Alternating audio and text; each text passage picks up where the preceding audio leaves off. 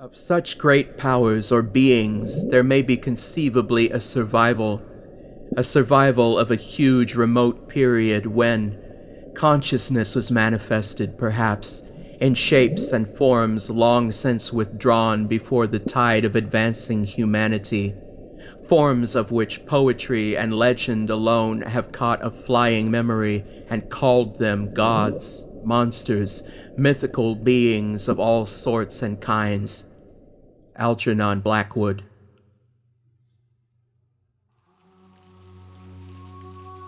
The most merciful thing in the world, I think, is the inability of the human mind to correlate all its contents. We live on a placid island of ignorance in the midst of black seas of infinity, and it was not meant that we should voyage far. The sciences, each straining in its own direction, have hitherto harmed us little. But someday, the piecing together of dissociated knowledge will open up such terrifying vistas of reality and of our frightful position therein, that we shall either go mad from the revelation or flee from the deadly light into the peace and safety of a new dark age. Theosophists have guessed at the awesome grandeur of the cosmic cycle wherein our world and human race form transient incidents. They have hinted at strange survivals in terms which would freeze the blood, if not masked by a bland optimism. But it is not from them that there came the single glimpse of forbidden eons which chills me when I think of it and maddens me when I dream of it. That glimpse, like all dread glimpses of truth, flashed out from an accidental piecing together of separated things. In this case, an old newspaper item and the notes of a dead professor.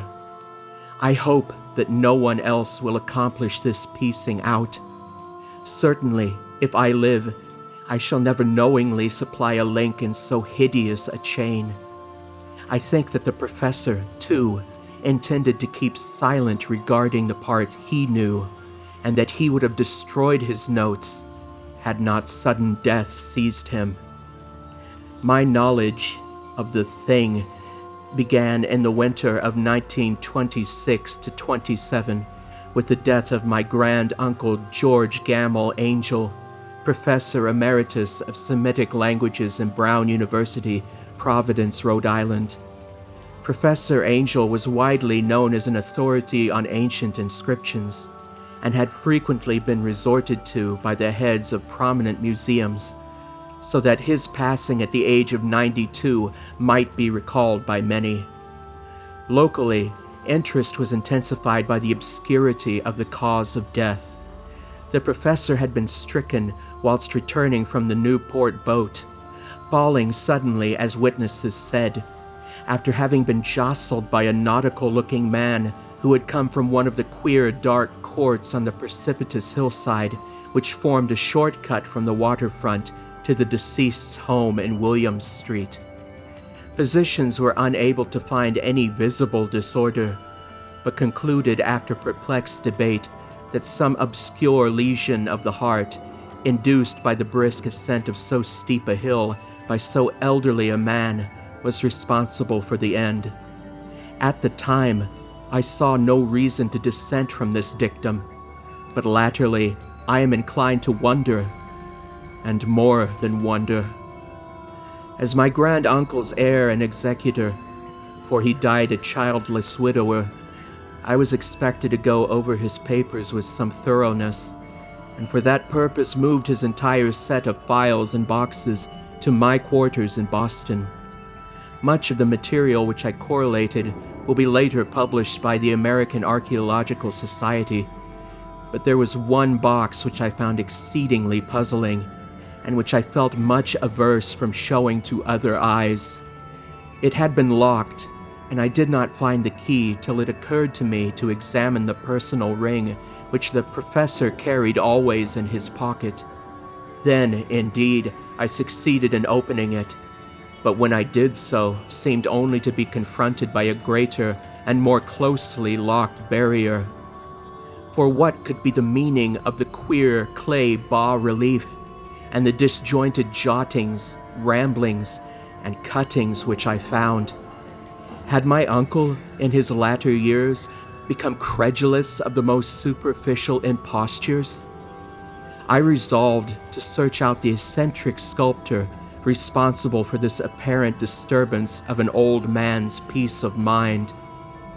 The bas-relief was a rough rectangle less than an inch thick and about 5 by 6 inches in area, obviously of modern origin. Its designs, however, were far from modern in atmosphere and suggestion. For although the vagaries of cubism and futurism are many and wild, they do not often reproduce the cryptic regularity which lurks in prehistoric writing. And writing of some kind, the bulk of these designs seemed certainly to be, though my memory, despite much familiarity with the papers and collections of my uncle, failed in any way to identify this particular species, or even to hint at its remotest affiliations. Above these apparent hieroglyphics was a figure of evidently pictorial intent, though its impressionistic execution forbade a very clear idea of its nature. It seemed to be a sort of monster, or symbol representing a monster, of a form which only a diseased fancy could conceive. If I say that my somewhat extravagant imagination yielded simultaneous pictures of an octopus, a dragon, and a human caricature, I shall not be unfaithful to the spirit of the thing. A purple, tentacled head surmounted a grotesque and scaly body with rudimentary wings. But it was the general outline of the whole which made it most shockingly frightful. Behind the figure was a vague suggestion of a cyclopean architectural background. The writing accompanying this oddity was, aside from a stack of press cuttings, in Professor Angel's most recent hand, and made no pretense to literary style. What seemed to be the main document was headed Cthulhu Cult, in characters painstakingly printed to avoid the erroneous reading of a word so unheard of. The manuscript was divided into 2 sections, the first of which was headed 1925, Dream and Dream Work of H.A. Wilcox, 7 Thomas Street, Providence, Rhode Island, and the second, Narrative of Inspector John R. LaGrasse, 121 Bienville Street, New Orleans, Louisiana. Notes on same and Professor Webb's account. The other manuscript papers were all brief notes, some of them accounts of the queer dreams of different persons, some of them citations from theosophical books and magazines, notably W. Scott Eliot's Atlantis and the Lost Lemuria, and the rest comments on long-surviving secret societies and hidden cults, with references to passages in such mythological and anthropological sourcebooks as Fraser's Golden Bough and Miss Murray's Witch Cult in Western Europe. The cuttings largely alluded to outra-mental illnesses and outbreaks of group folly or mania in the spring of 1925. The first half of the principal manuscript told a very peculiar tale. It appears that on March 1st, 1925, a thin, dark young man of neurotic and excited aspect had called upon Professor Angel, bearing the singular clay bas-relief, which was then exceedingly damp and fresh. His card bore the name of Henry Anthony Wilcox, and my uncle had recognized him as the youngest son of an excellent family slightly known to him, who had latterly been studying sculpture at the Rhode Island School of Design and living alone at the Fleur-de-Lis building near that institute. Wilcox was a precocious youth of known genius but great eccentricity, and had from childhood excited attention through the strange stories and odd dreams he was in the habit of relating. He called himself psychically hypersensitive, but the staid folk of the ancient commercial city dismissed him as merely queer. Never mingling much with his kind, he had dropped gradually from social visibility and was now known only to a small group of aesthetes from other towns. Even the Providence Art Club, anxious to preserve its conservatism, had found him quite hopeless. On the occasion of the visit, ran the professor's manuscript, the sculptor abruptly asked for the benefit of his host's archaeological knowledge in identifying the hieroglyphs on the bas-relief. He spoke in a dreamy, stilted manner, which suggested pose and alienated sympathy, and my uncle showed some sharpness in replying, for the conspicuous freshness of the tablet implied kinship with anything but archaeology. Young Wilcox's rejoinder, which impressed my uncle enough to make him recall and record it verbatim, was of a fantastically poetic cast which must have typified his whole conversation, and which I have since found highly characteristic of him. He said, "It is new indeed, for I made it last night in a dream of strange cities, and dreams are older than brooding Tyre, or the contemplative Sphinx, or garden-girdled Babylon."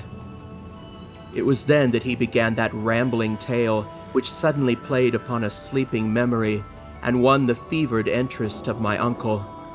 There had been a slight earthquake tremor the night before, the most considerable felt in New England for some years, and Wilcox's imagination had been keenly affected. Upon retiring, he had had an unprecedented dream of great cyclopean cities, of Titan blocks and sky-flung monoliths, all dripping with green ooze and sinister with latent horror. Hieroglyphs had covered the walls and pillars, and from some undetermined point below had come a voice that was not a voice, a chaotic sensation which only fancy could transmute into sound, but which he attempted to render by the almost unpronounceable jumble of letters, Cthulhu Fatang. This verbal jumble was the key to the recollection which excited and disturbed Professor Angel.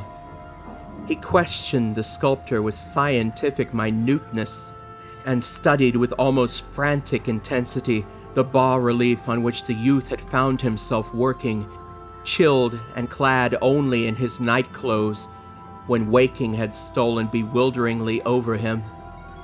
My uncle blamed his old age, Wilcox afterwards said, for his slowness in recognizing both hieroglyphics and pictorial design.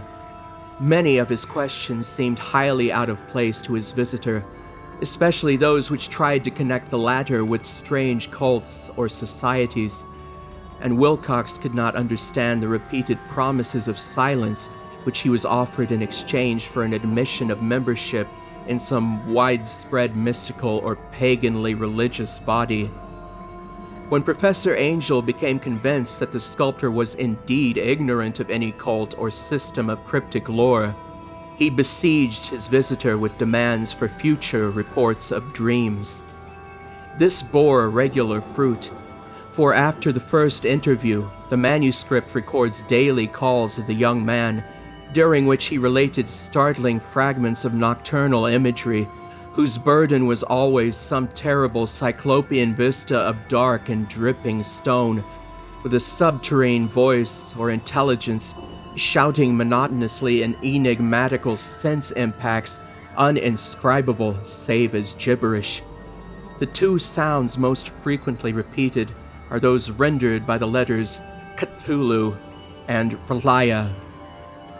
On March 23rd, the manuscript continued, Wilcox failed to appear, and enquiries at his quarters revealed that he had been stricken with an obscure sort of fever and taken to the home of his family in Waterman Street. He had cried out in the night, arousing several other artists in the building, and had manifested since then only alternations of unconsciousness and delirium. My uncle at once telephoned the family, and from that time forward kept close watch of the case, calling often at the Thayer Street office of Dr. Toby, whom he learned to be in charge. The youth's febrile mind, apparently, was dwelling on strange things, and the doctor shuddered now and then as he spoke of them. They included not only a repetition of what he had formerly dreamed, but touched wildly on a gigantic thing, miles high, which walked or lumbered about. He at no time fully described this object, but occasional frantic words, as repeated by Dr. Toby, convinced the professor that it must be identical with the nameless monstrosity he had sought to depict in his dream sculpture. Reference to this object, the doctor added, was invariably a prelude to the young man's subsidence into lethargy. His temperature, oddly enough, was not greatly above normal, but his whole condition was otherwise such as to suggest true fever rather than mental disorder. On April 2nd at about 3 p.m., every trace of Wilcox's malady suddenly ceased. He sat upright in bed, astonished to find himself at home, and completely ignorant of what had happened in dream or reality since the night of March 22nd. Pronounced well by his physician, he returned to his quarters in 3 days, but to Professor Angel he was of no further assistance. All traces of strange dreaming had vanished with his recovery, and my uncle kept no record of his night thoughts after a week of pointless and irrelevant accounts of thoroughly usual visions.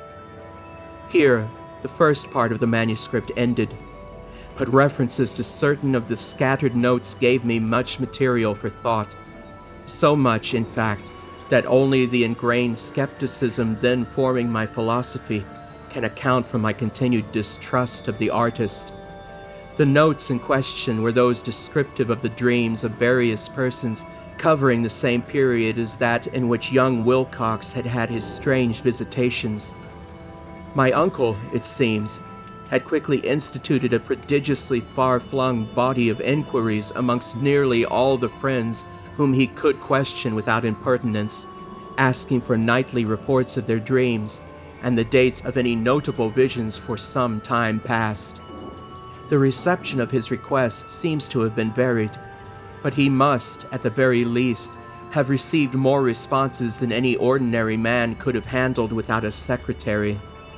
This original correspondence was not preserved, but his notes formed a thorough and really significant digest. Average people in society and business, New England's traditional salt of the earth, gave an almost completely negative result, though scattered cases of uneasy but formless nocturnal impressions appear here and there, always between March 23rd and April 2nd, the period of young Wilcox's delirium.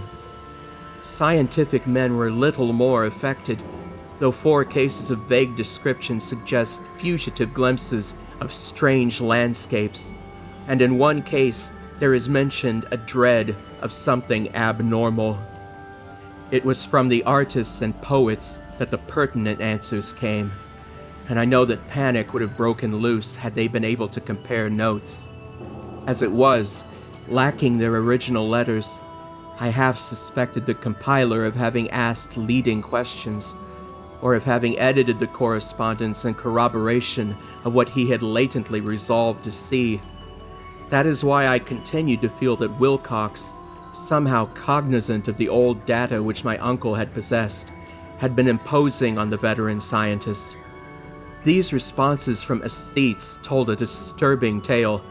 From February 28th to April 2nd, a large proportion of them had dreamed very bizarre things, the intensity of the dreams being immeasurably the stronger during the period of the sculptor's delirium. Over a fourth of those who reported anything reported scenes and half-sounds not unlike those which Wilcox had described, and some of the dreamers confessed acute fear of the gigantic nameless thing visible toward the last. 1 case, which the note describes with emphasis, was very sad. The subject, a widely known architect with leanings toward theosophy and occultism, went violently insane on the date of young Wilcox's seizure, and expired several months later after incessant screamings to be saved from some escaped denizen of hell. Had my uncle referred to these cases by name instead of merely by number, I should have attempted some corroboration and personal investigation, but as it was, I succeeded in tracing down only a few. All of these, however, bore out the notes in full. I have often wondered if all the objects of the professor's questioning felt as puzzled as did this fraction. It is well that no explanation shall ever reach them. The press cuttings, as I have intimated, touched on cases of panic, mania, and eccentricity during the given period. Professor Angel must have employed a cutting bureau, for the number of extracts was tremendous and the sources scattered throughout the globe. Here was a nocturnal suicide in London, where a lone sleeper had leaped from a window after a shocking cry. Here, likewise, a rambling letter to the editor of a paper in South America, where a fanatic deduces a dire future from visions he has seen. A dispatch from California describes a theosophist colony as donning white robes en masse for some glorious fulfillment which never arrives, whilst items from India speak guardedly of serious native unrest toward the end of March.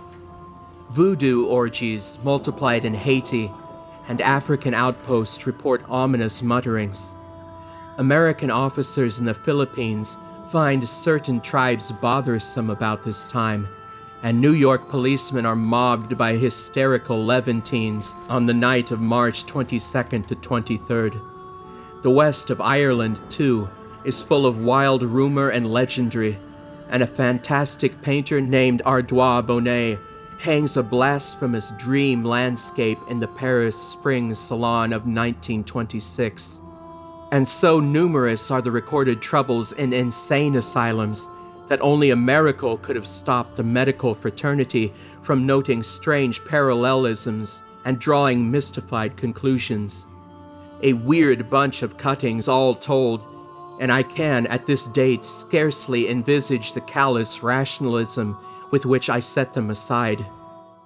But I was then convinced that young Wilcox had known of the older matters mentioned by the professor. The older matters which had made the sculptor's dream and bas-relief so significant to my uncle formed the subject of the second half of his long manuscript.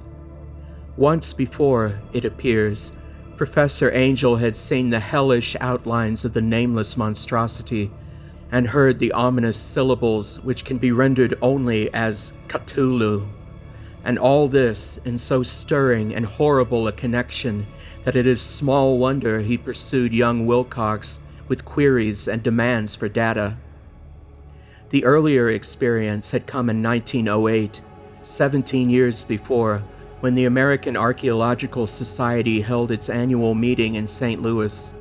Professor Angel, as befitted one of his authority and attainments, had had a prominent part in all the deliberations, and was one of the first to be approached by the several outsiders who took advantage of the convocation to offer questions for correct answering and problems for expert solution.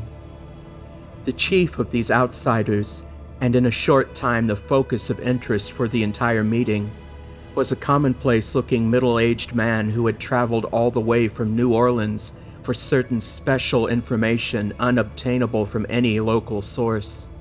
His name was John Raymond Legrasse, and he was by profession an inspector of police. With him he bore the subject of his visit, a grotesque, repulsive, and apparently very ancient stone statue whose origin he was at a loss to determine. It must not be fancied that Inspector Legrasse had the least interest in archaeology. On the contrary, his wish for enlightenment was prompted by purely professional considerations. The statue, idol, fetish, or whatever it was, had been captured some months before in the wooded swamps south of New Orleans during a raid on a supposed voodoo meeting, and so singular and hideous were the rites connected with it that the police could not but realize that they had stumbled on a dark cult totally unknown to them, and infinitely more diabolic than even the blackest of the African voodoo circles. Of its origin, apart from the erratic and unbelievable tales extorted from the captured members, absolutely nothing was to be discovered. Hence, the anxiety of the police for any antiquarian lore which might help them to place the frightful symbol, and through it, track down the cult to its fountainhead. Inspector Legrasse was scarcely prepared for the sensation which his offering created. One sight of the thing had been enough to throw the assembled men of science into a state of tense excitement, and they lost no time in crowding around him to gaze at the diminutive figure whose utter strangeness and air of genuinely abysmal antiquity hinted so potently at unopened and archaic vistas. No recognized school of sculpture had animated this terrible object, yet centuries and even thousands of years seemed recorded in its dim and greenish surface of unplaceable stone.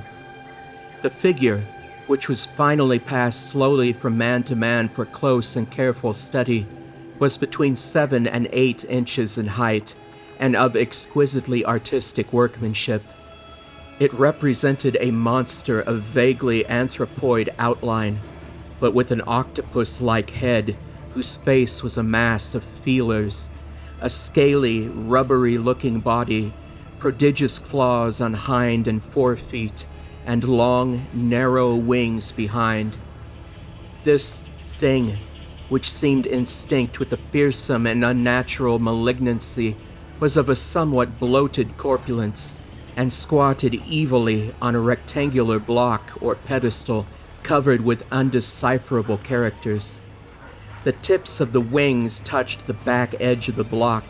The seat occupied the center, whilst the long curved claws of the doubled-up, crouching hind legs gripped the front edge and extended a quarter of the way down toward the bottom of the pedestal.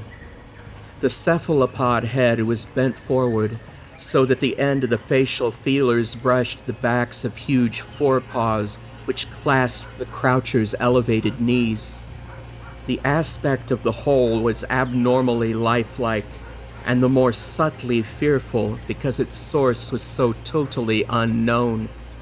Its vast, awesome, and incalculable age was unmistakable, yet not one link with any known type of art belonging to civilization's youth, or, indeed, to any other time.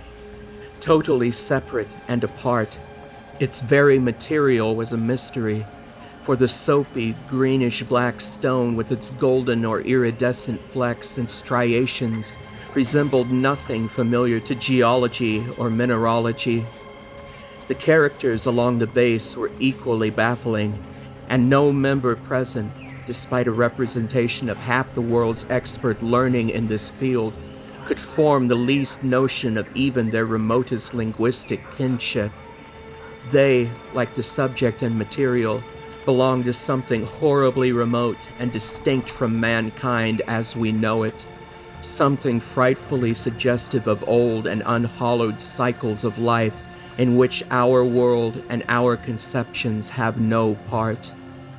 And yet, as the members severally shook their heads and confessed defeat at the inspector's problem, there was one man in that gathering who suspected a touch of bizarre familiarity in the monstrous shape and writing, and who presently told with some diffidence of the odd trifle he knew.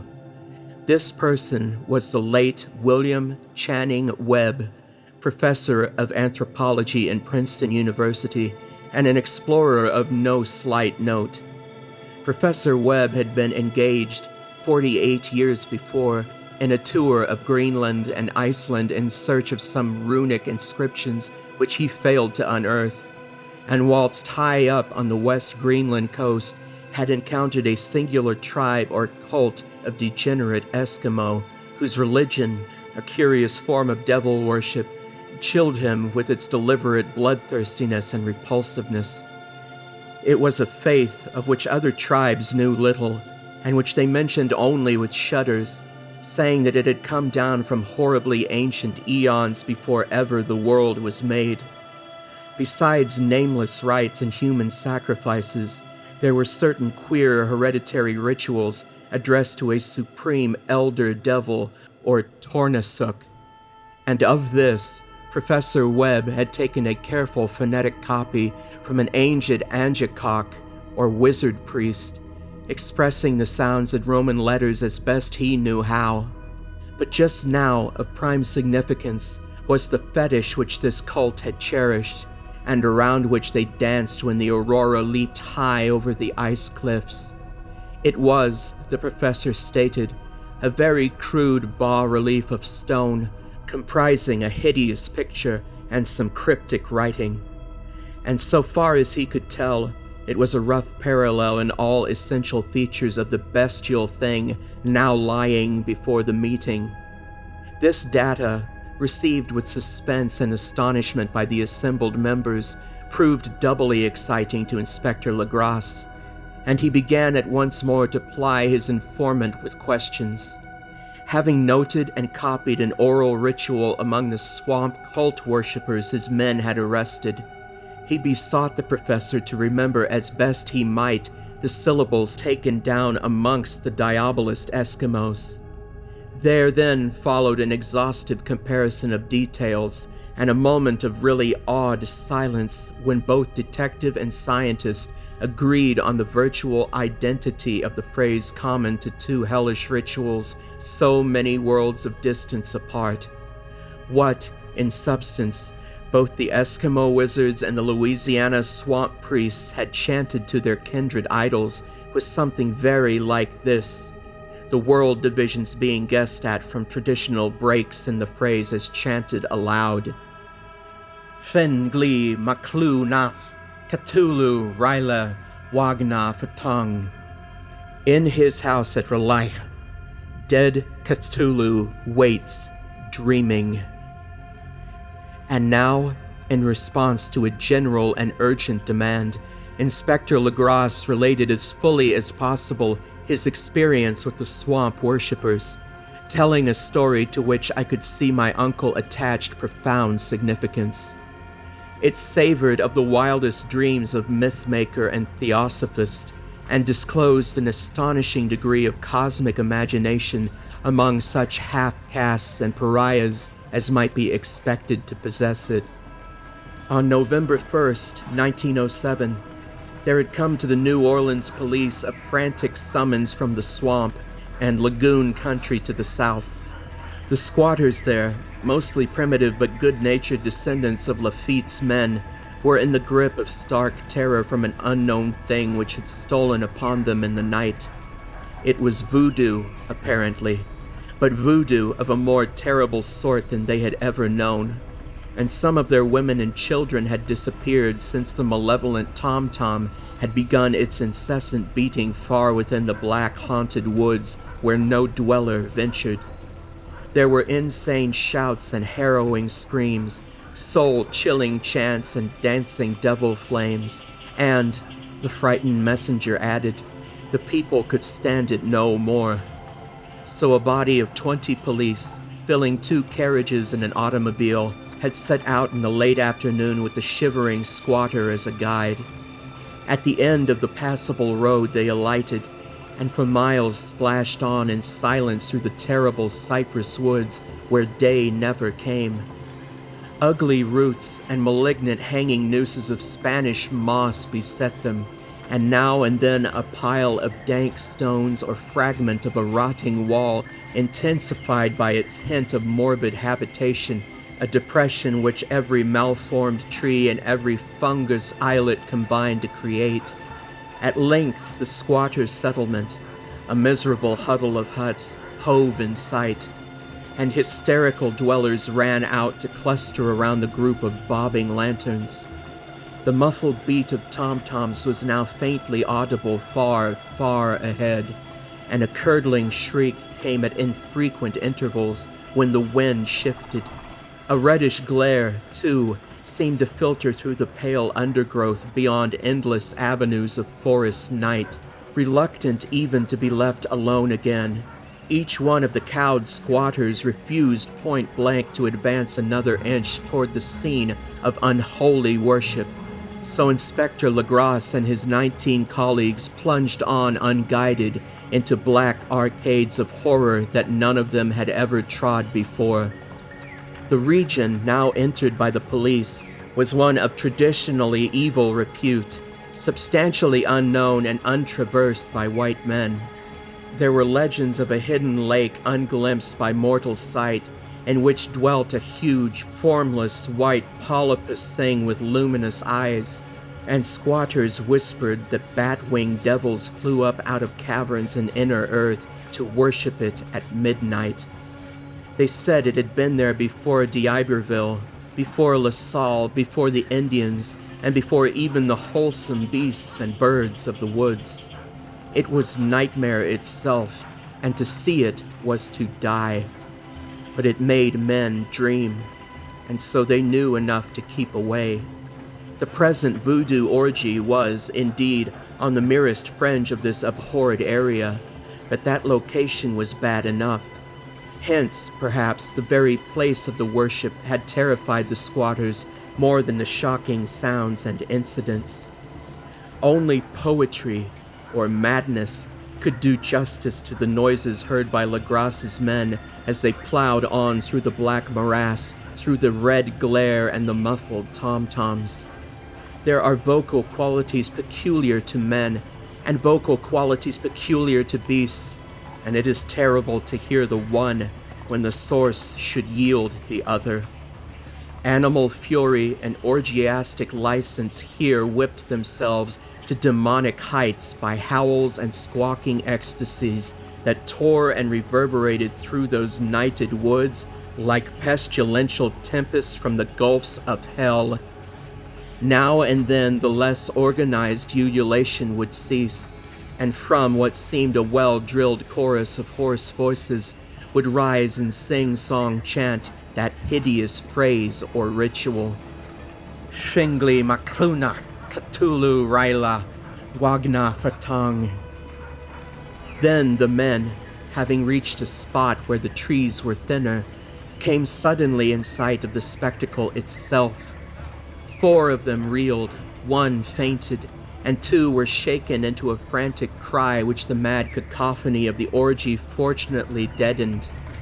Legrasse dashed swamp water on the face of the fainting man, and all stood trembling and nearly hypnotized with horror. In a natural glade of the swamp stood a grassy island of perhaps an acre's extent, clear of trees and tolerably dry.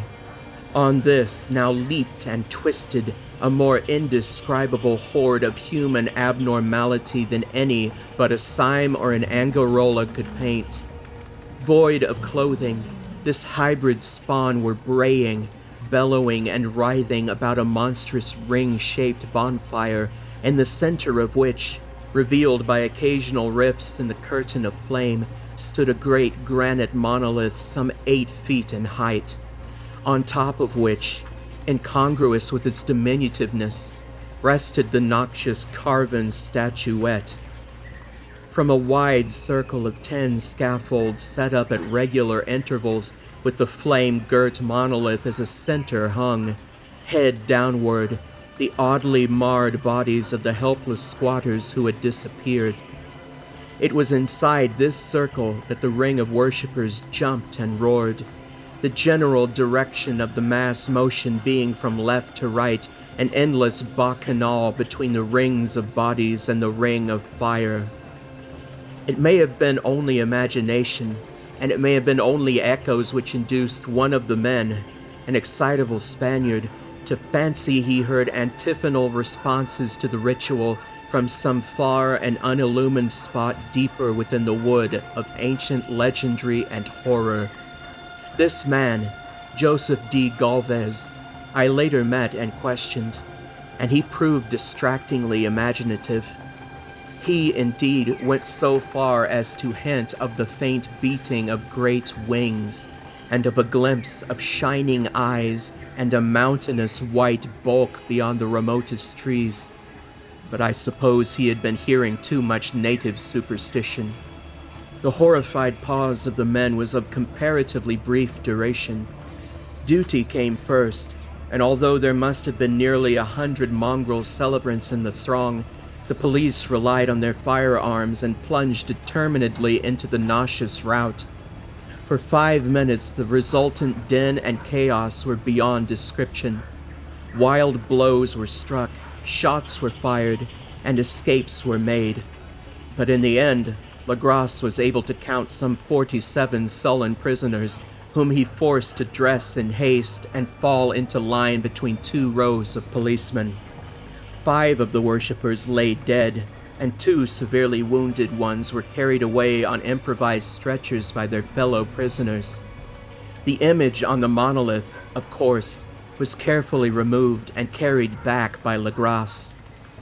Examined at headquarters after a trip of intense strain and weariness, the prisoners all proved to be men of a very low, mixed-blooded, and mentally aberrant type. But before many questions were asked, it became manifest that something far deeper and older than fetishism was involved. Degraded and ignorant as they were, the creatures held with surprising consistency to the central idea of their loathsome fate. They worshipped, so they said, the great old ones who lived ages before there were any men, and who came to the young world out of the sky. Those old ones were gone now, inside the earth and under the sea, but their dead bodies had told their secrets and dreams to the first men, who formed a cult which had never died. This was that cult, and the prisoners said it had always existed and always would exist, hidden in distant wastes and dark places all over the world, until the time when the great priest Cthulhu, from his dark house in the mighty city of Herlia, under the waters, should rise and bring the earth again beneath his sway. Some day he would call, when the stars were ready, and the secret cult would always be waiting to liberate him. Meanwhile, no more must be told. There was a secret which even torture could not extract. Mankind was not absolutely alone among the conscious things of earth, for shapes came out of the dark to visit the faithful few. But these were not the great old ones. No man had ever seen the old ones. The carven idol was great Cthulhu, but none might say whether or not the others were precisely like him. No one could read the old writing now, but things were told by word of mouth. The chanted ritual was not the secret. That was never spoken aloud, only whispered. The chant meant only this: in his house at Herlia, dead Cthulhu waits, dreaming. Only 2 of the prisoners were found sane enough to be hanged, and the rest were committed to various institutions. All denied a part in the ritual murders, and averred that the killing had been done by black winged ones which had come to them from their immemorial meeting place in the haunted wood. But of those mysterious allies, no coherent account could ever be gained. What the police did extract came mainly from an immensely aged mestizo named Castro, who claimed to have sailed to strange ports and talked with undying leaders of the cult in the mountains of China.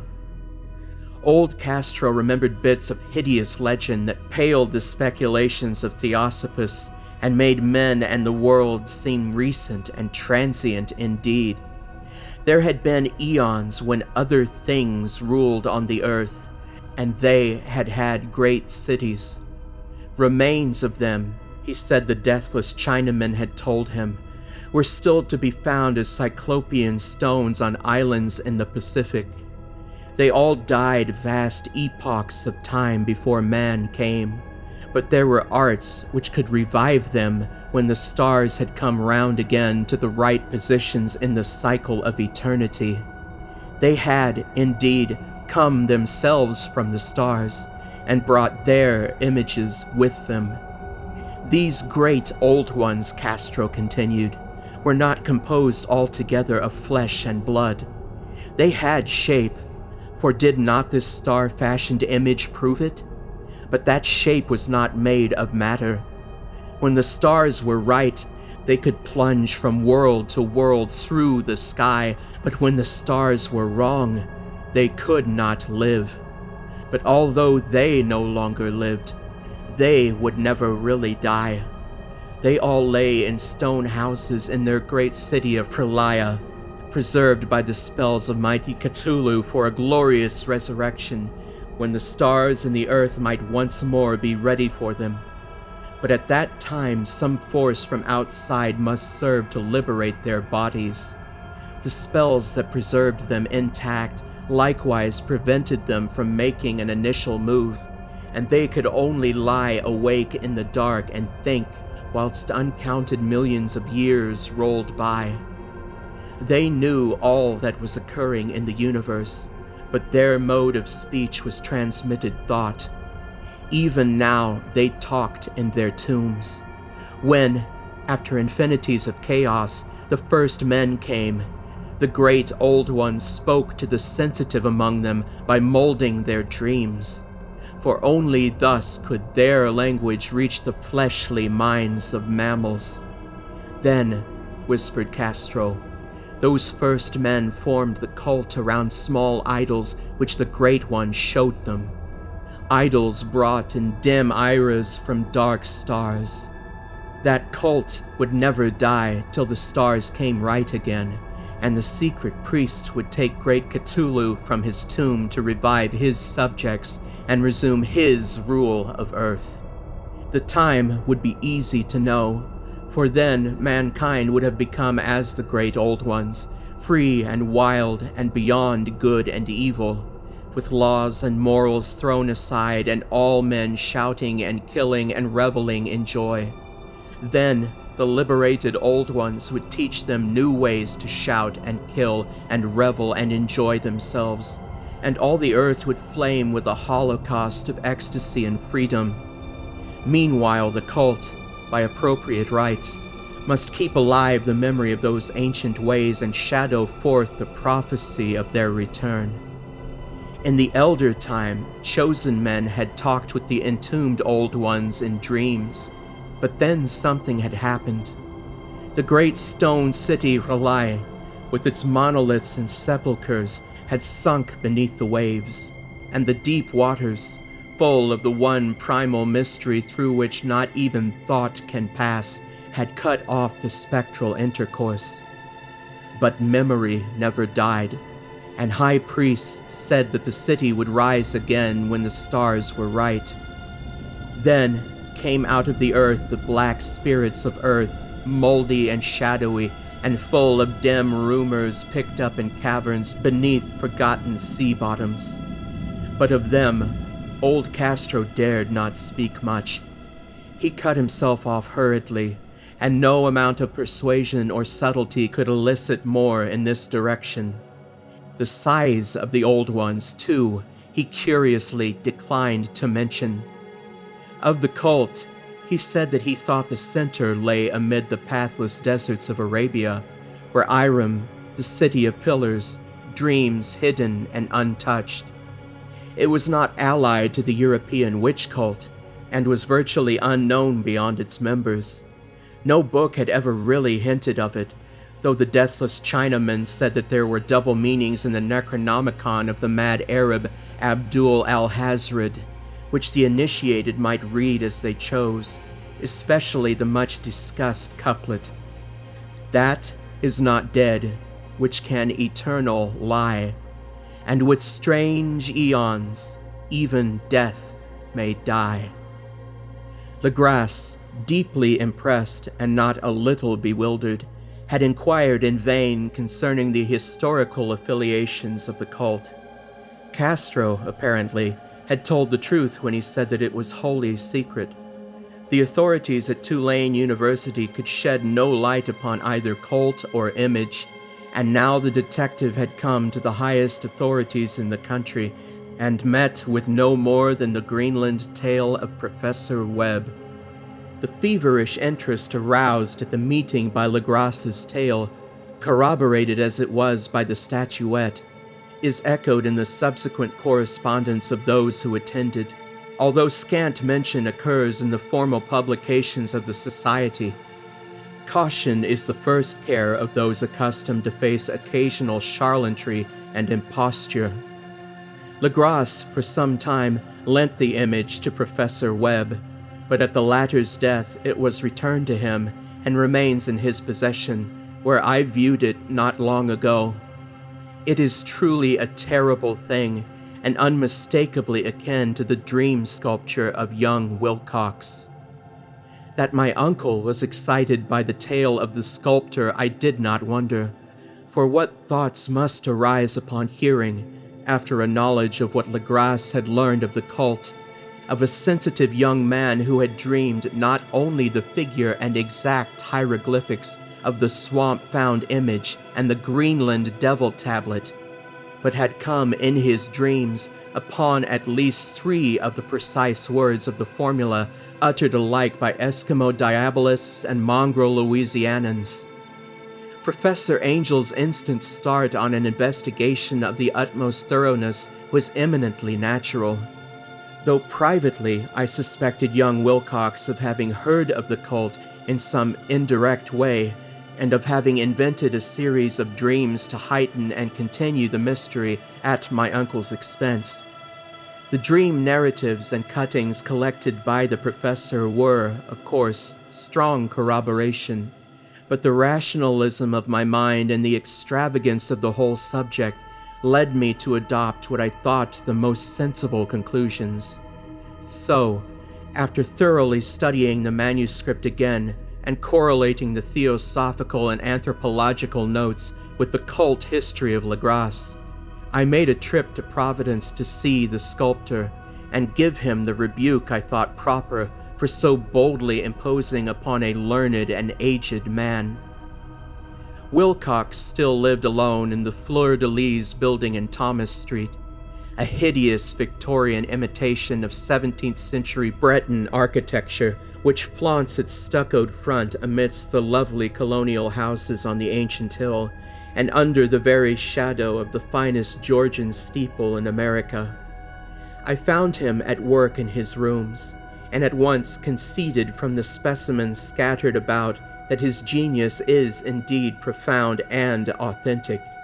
He will, I believe, sometime be heard from as one of the great decadents, for he has crystallized in clay and will one day mirror in marble those nightmares and fantasies which Arthur Machen evokes in prose, and Clark Ashton Smith makes visible in verse and in painting. Dark, frail, and somewhat unkempt in aspect, he turned languidly at my knock and asked me my business without rising.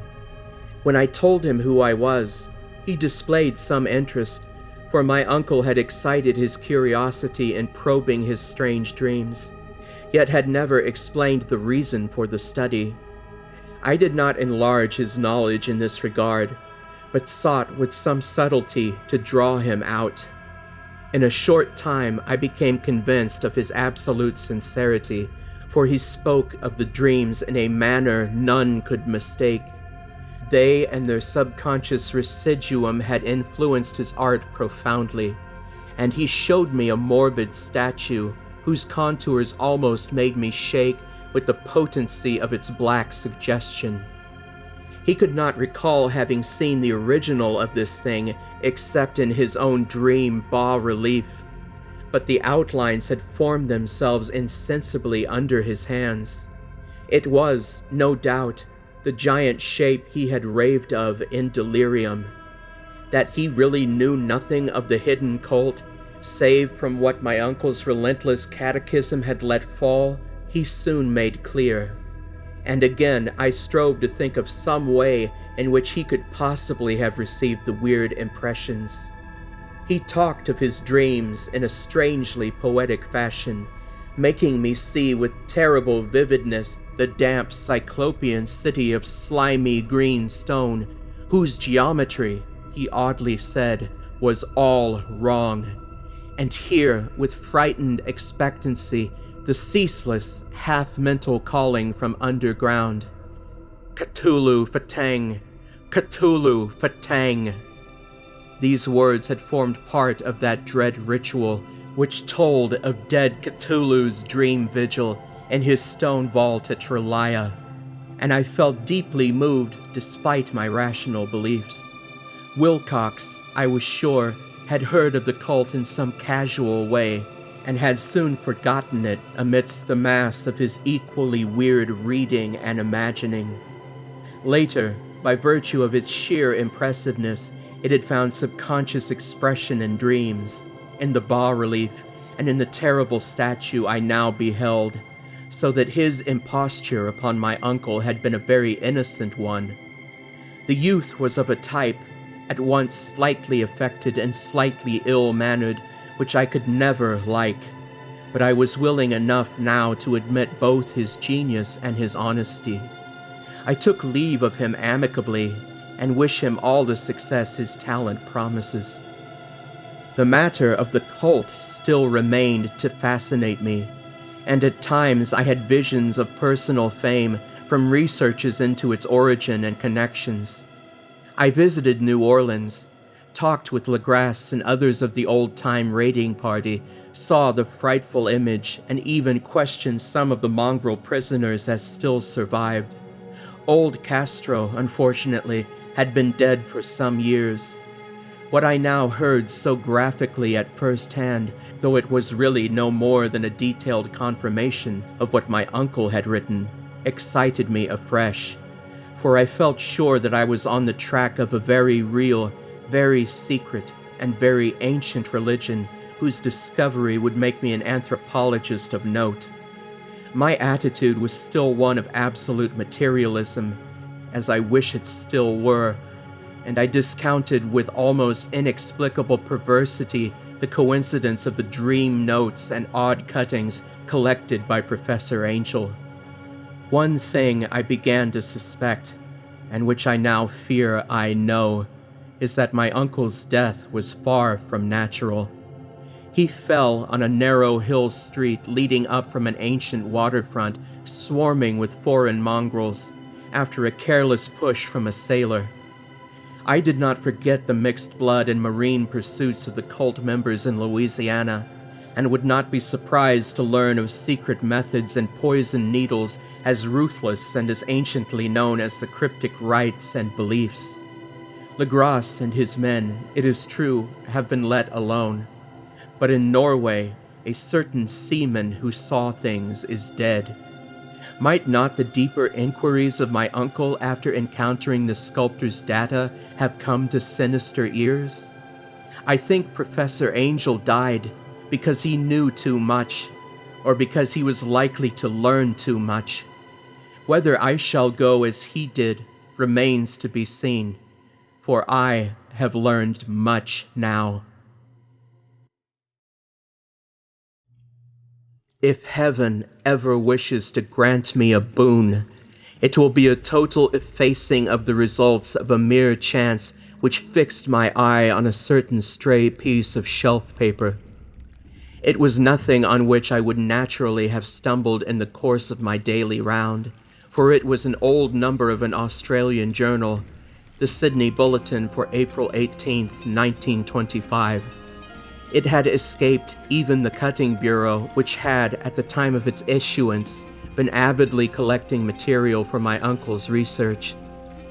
I had largely given over my inquiries into what Professor Angel called the Cthulhu cult, and was visiting a learned friend in Paterson, New Jersey, the curator of a local museum and a mineralogist of note. Examining one day the reserved specimens roughly set on the storage shelves in the rear room of the museum, my eye was caught by an odd picture in one of the old papers spread beneath the stones. It was the Sydney Bulletin I have mentioned, for my friend has wide affiliations in all conceivable foreign parts, and the picture was a half-tone cut of a hideous stone image almost identical with that which Legrasse had found in the swamp. Eagerly clearing the sheet of its precious contents, I scanned the item in detail, and was disappointed to find it of only moderate length. What it suggested, however, was of portentous significance to my flagging quest. and I carefully tore it out for immediate action. It read as follows: Mystery derelict found at sea. Vigilant arrives with helpless armed New Zealand yacht in tow. One survivor and dead man found aboard. Tale of desperate battle and deaths at sea. Rescued seaman refuses particulars of strange experience. Odd idol found in his possession.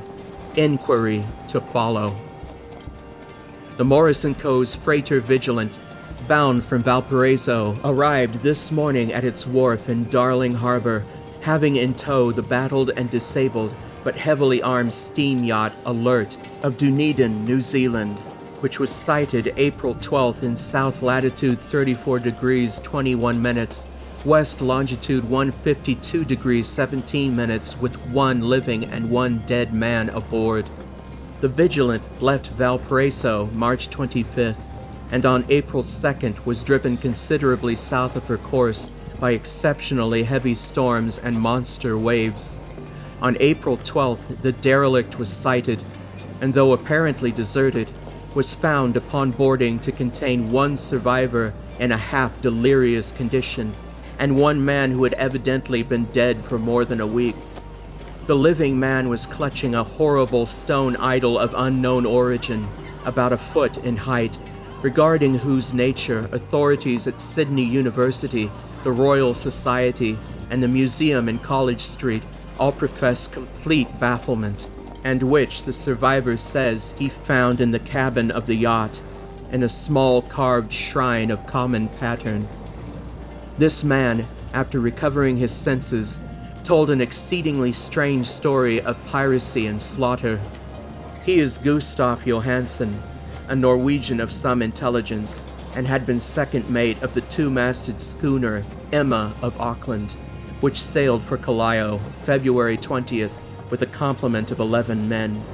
The Emma, he says, was delayed and thrown widely south of her course by the great storm of March 1st, and on March 22nd, in south latitude 49 degrees 51 minutes, west longitude 128 degrees 34 minutes, encountered the Alert, manned by a queer and evil-looking crew of Kanakas and half-castes.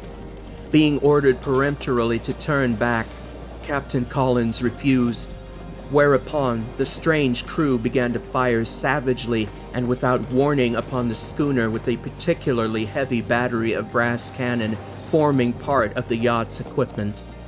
The Emma's men showed fight, says the survivor, and though the schooner began to sink from shots beneath the waterline, they managed to heave alongside their enemy and board her, grappling with the savage crew on the yacht's deck and being forced to kill them all, the number being slightly superior because of their particularly abhorrent and desperate, though rather clumsy mode of fighting.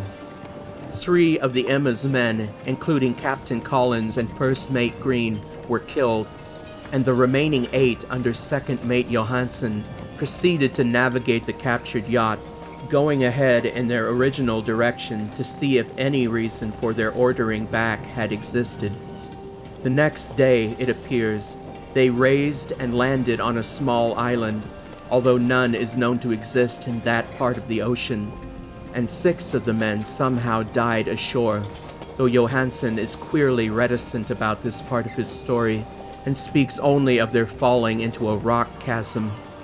Later, it seems, he and one companion boarded the yacht and tried to manage her, but were beaten about by the storm of April 2nd.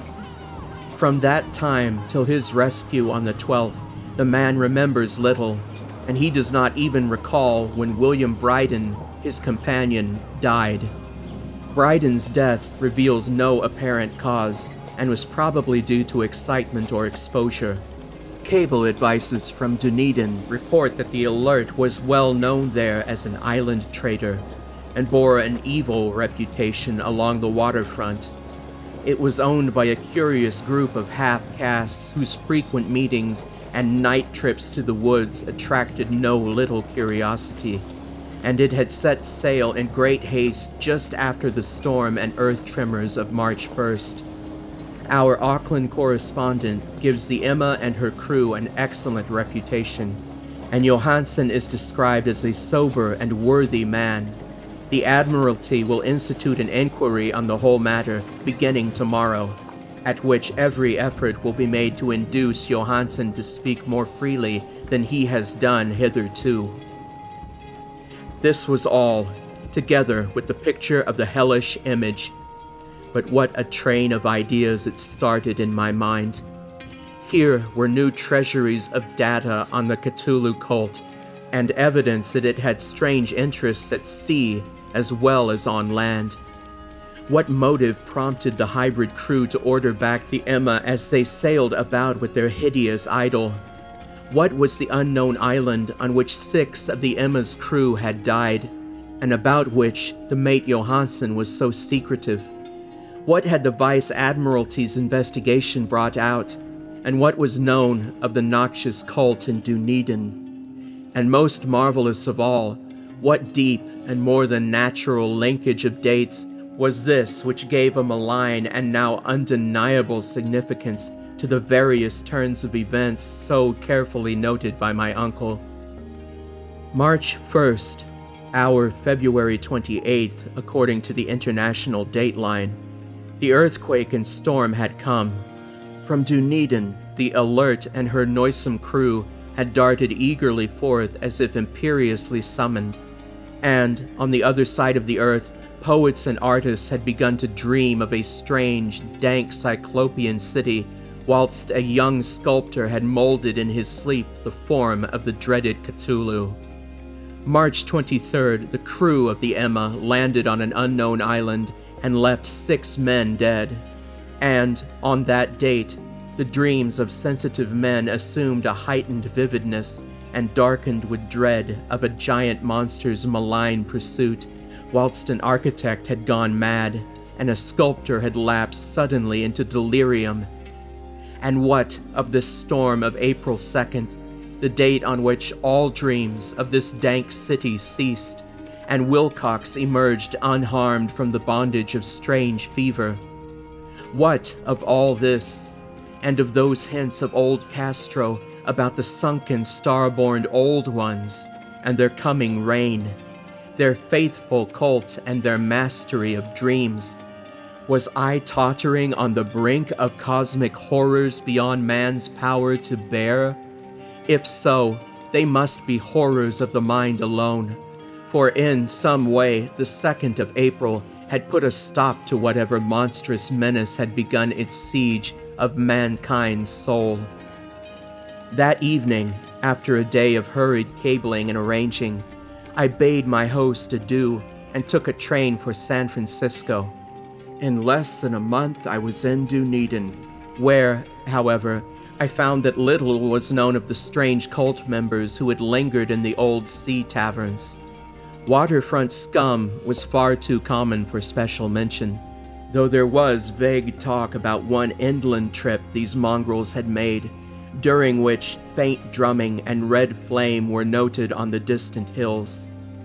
In Auckland, I learned that Johansen had returned with yellow hair turned white after a perfunctory and inconclusive questioning at Sydney, and had thereafter sold his cottage in West Street and sailed with his wife to his old home in Oslo. Of his stirring experience, he would tell his friends no more than he had told the Admiralty officials, and all they could do was to give me his Oslo address. After that, I went to Sydney and talked profitlessly with seamen and members of the Vice Admiralty Court. I saw the Alert, now sold and in commercial use, at Circular Quay in Sydney Cove, but gained nothing from its non-committal bulk. The crouching image with its cuttlefish head, dragon body, scaly wings, and hieroglyphed pedestal was preserved in the museum at Hyde Park.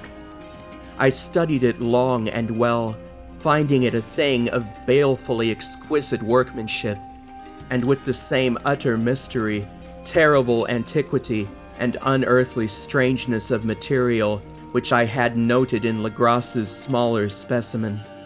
Geologists, the curator told me, had found it a monstrous puzzle, for they vowed that the world held no rock like it. Then I thought with a shudder of what old Castro had told Legras about the primal Great Ones. They had come from the stars and had brought their images with them. Shaken with such a mental revolution as I had never known before, I now resolved to visit Mate Johnson in Oslo.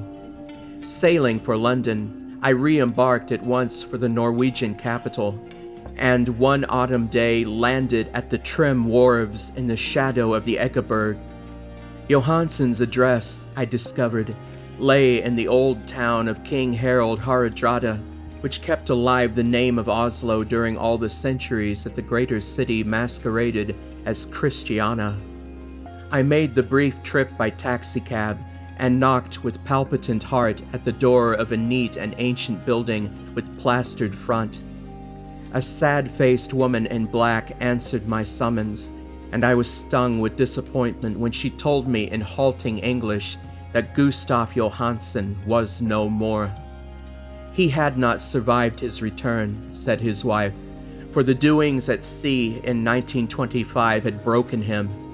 He had told her no more than he had told the public, but had left a long manuscript of technical matters, as he said, written in English, evidently in order to safeguard her from the peril of casual perusal.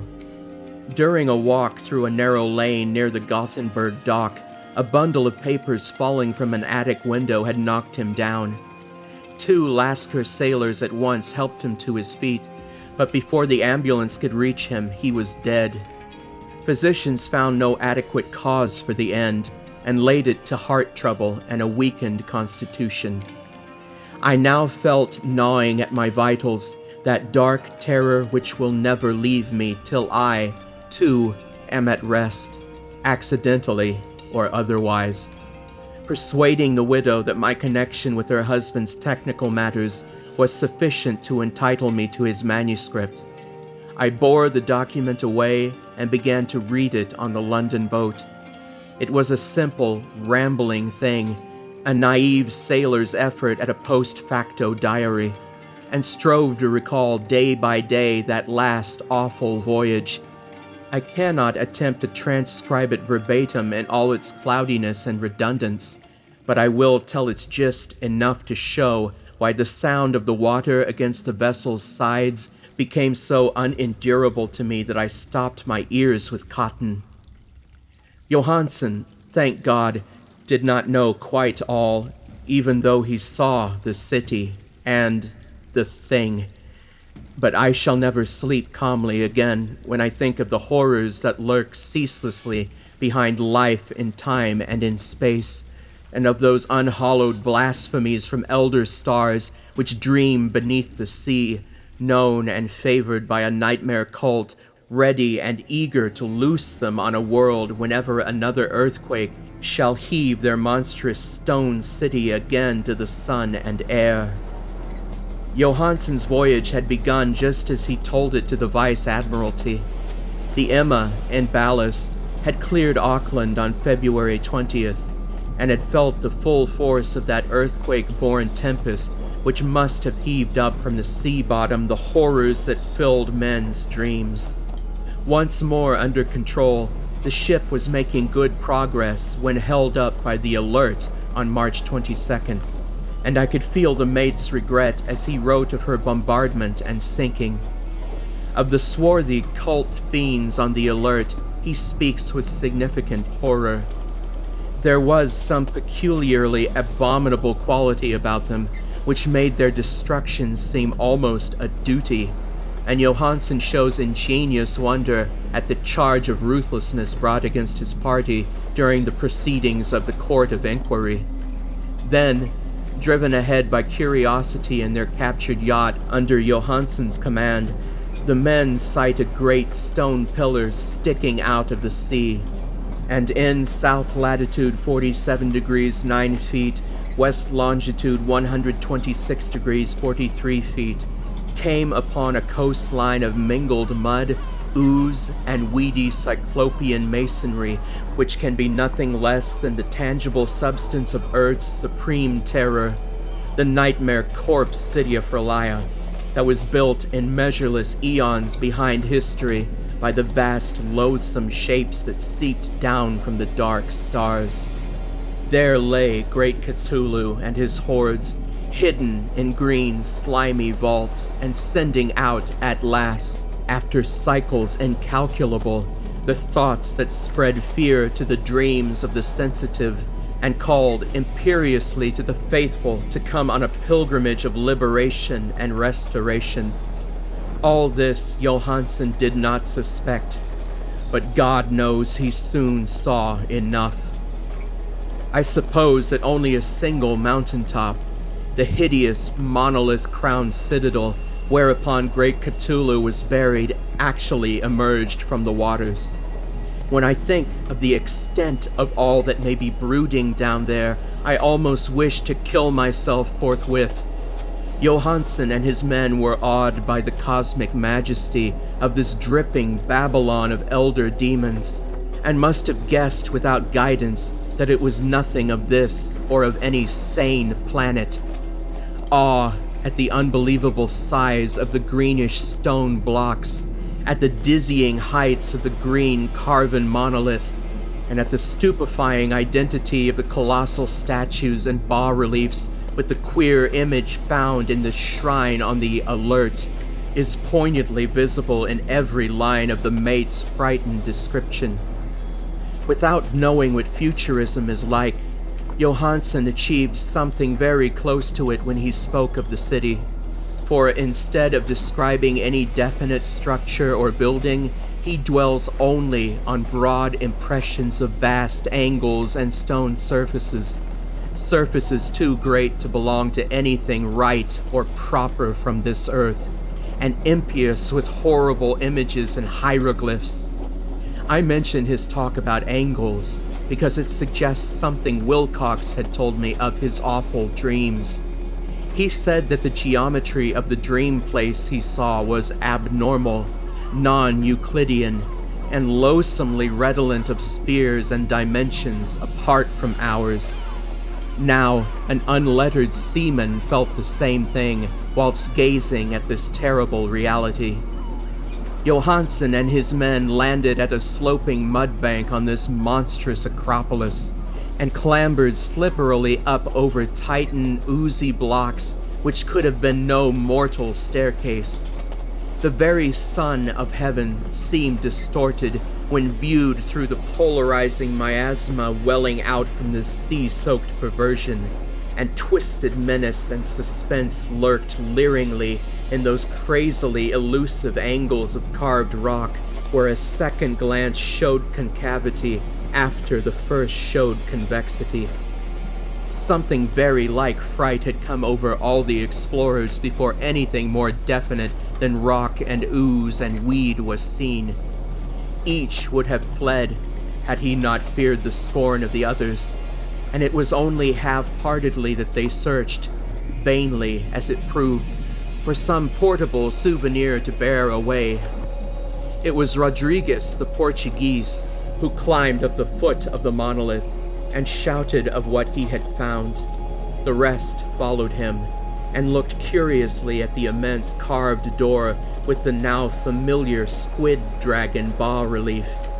It was, Johansen said, like a great barn door, and they all felt that it was a door because of the ornate lintel, threshold, and jambs around it, though they could not decide whether it lay flat like a trapdoor or slantwise like an outside cellar door. As Wilcox would have said, the geometry of the place was all wrong. One could not be sure that the sea and the ground were horizontal, hence the relative position of everything else seemed phantasmally variable. Bryden pushed at the stone in several places without result. Then Donovan felt over it delicately around the edge, pressing each point separately as he went. He climbed interminably around the grotesque stone molding. That is, one would call it climbing if the thing was not, after all, horizontal. and the men wondered how any door in the universe could be so vast. Then, very softly and slowly, the acre-great panel began to give inward at the top, and they saw that it was balanced. Donovan slid, or somehow propelled himself down or along the jamb, and rejoined his fellows, and everyone watched the queer recession of the monstrously carven portal.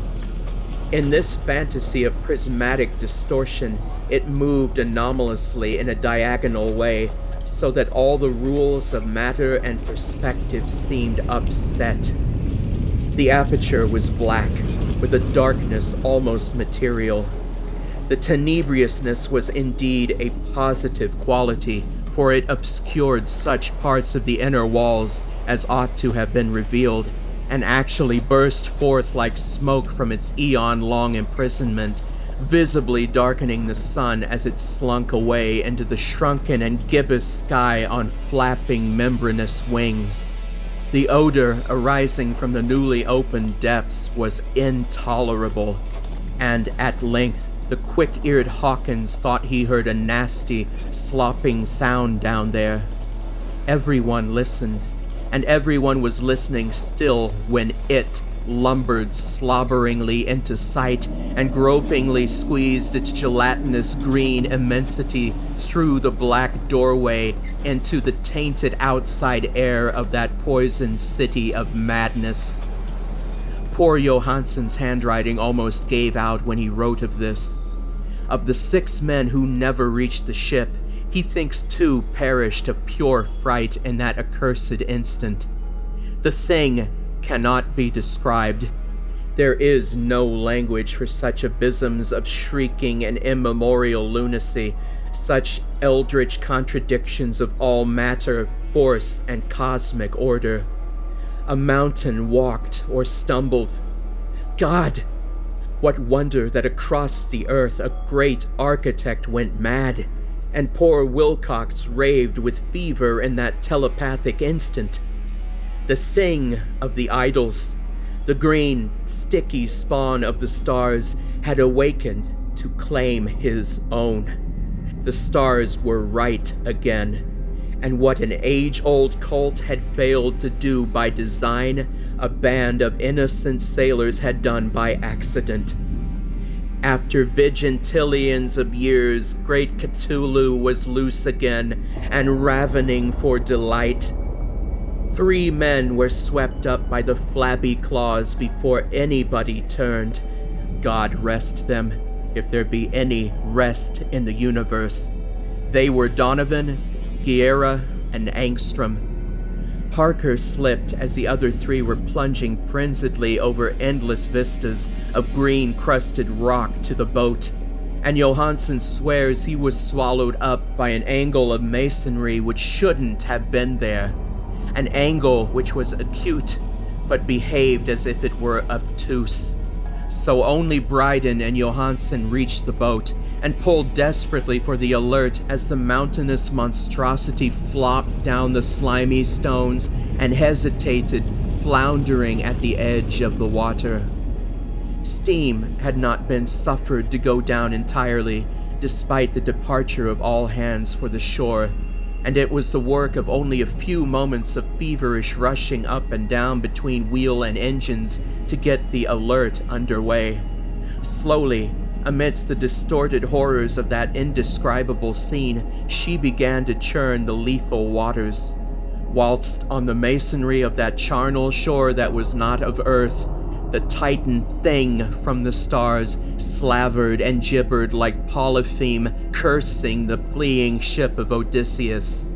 Then, bolder than the storied Cyclops, great Cthulhu slid greasily into the water and began to pursue with vast wave-raising strokes of cosmic potency.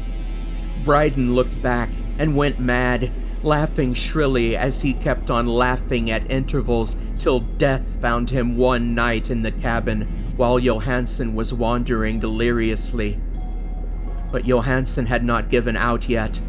Knowing that the thing could surely overtake the alert until steam was fully up, He resolved on a desperate chance, and, setting the engine for full speed, ran lightning-like on deck and reversed the wheel.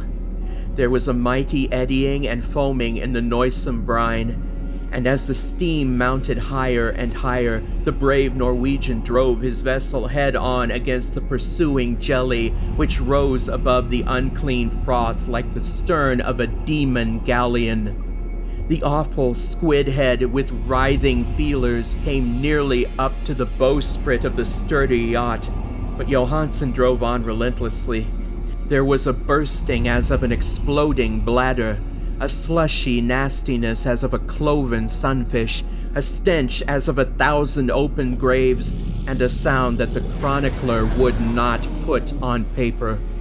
For an instant, the ship was befouled by an acrid and blinding green cloud. And then there was only a venomous seething astern, where, God in heaven, the scattered plasticity of the nameless sky spawn was nebulously recombining in its hateful original form, whilst its distance widened every second as the alert gained impetus from its mounting steam. That was all. After that, Johansen only brooded over the idol in the cabin, and attended to a few matters of food for himself and the laughing maniac by his side. He did not try to navigate after the first bold flight, for the reaction had taken something out of his soul. Then came the storm of April 2nd, and a gathering of the clouds about his consciousness.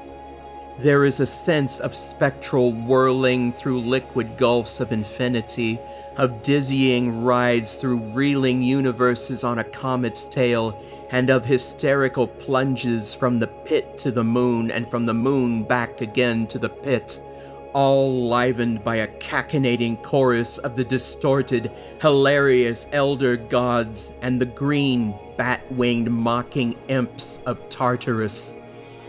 Out of that dream came rescue. The Vigilant, the Vice Admiralty Court, the streets of Dunedin, and the long voyage back home to the old house by the Ekeberg. He could not tell. They would think him mad. He would write of what he knew before death came, but his wife must not guess.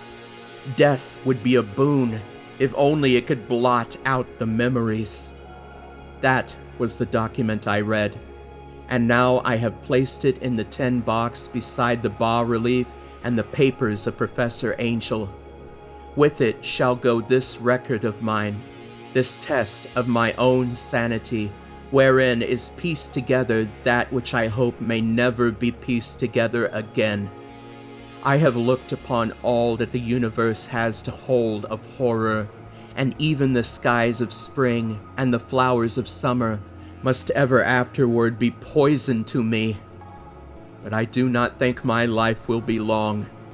As my uncle went, as poor Johansen went, so I shall go. I know too much, and the cult still lives.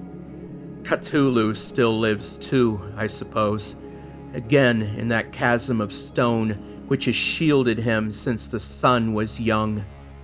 His accursed city is sunken once more, for the Vigilance sailed over the spot after the April storm, but his ministers on earth still bellow and prance and slay around idol-capped monoliths in lonely places. He must have been trapped by the sinking whilst within his black abyss, or else the world would by now be screaming with fright and frenzy. Who knows the end? What has risen may sink, and what has sunk may rise. Loathsomeness waits and dreams in the deep, and decay spreads over the tottering cities of men. A time will come. But I must not and cannot think. Let me pray that, if I do not survive this manuscript, my executors may put caution before audacity and see that it meets no other eye.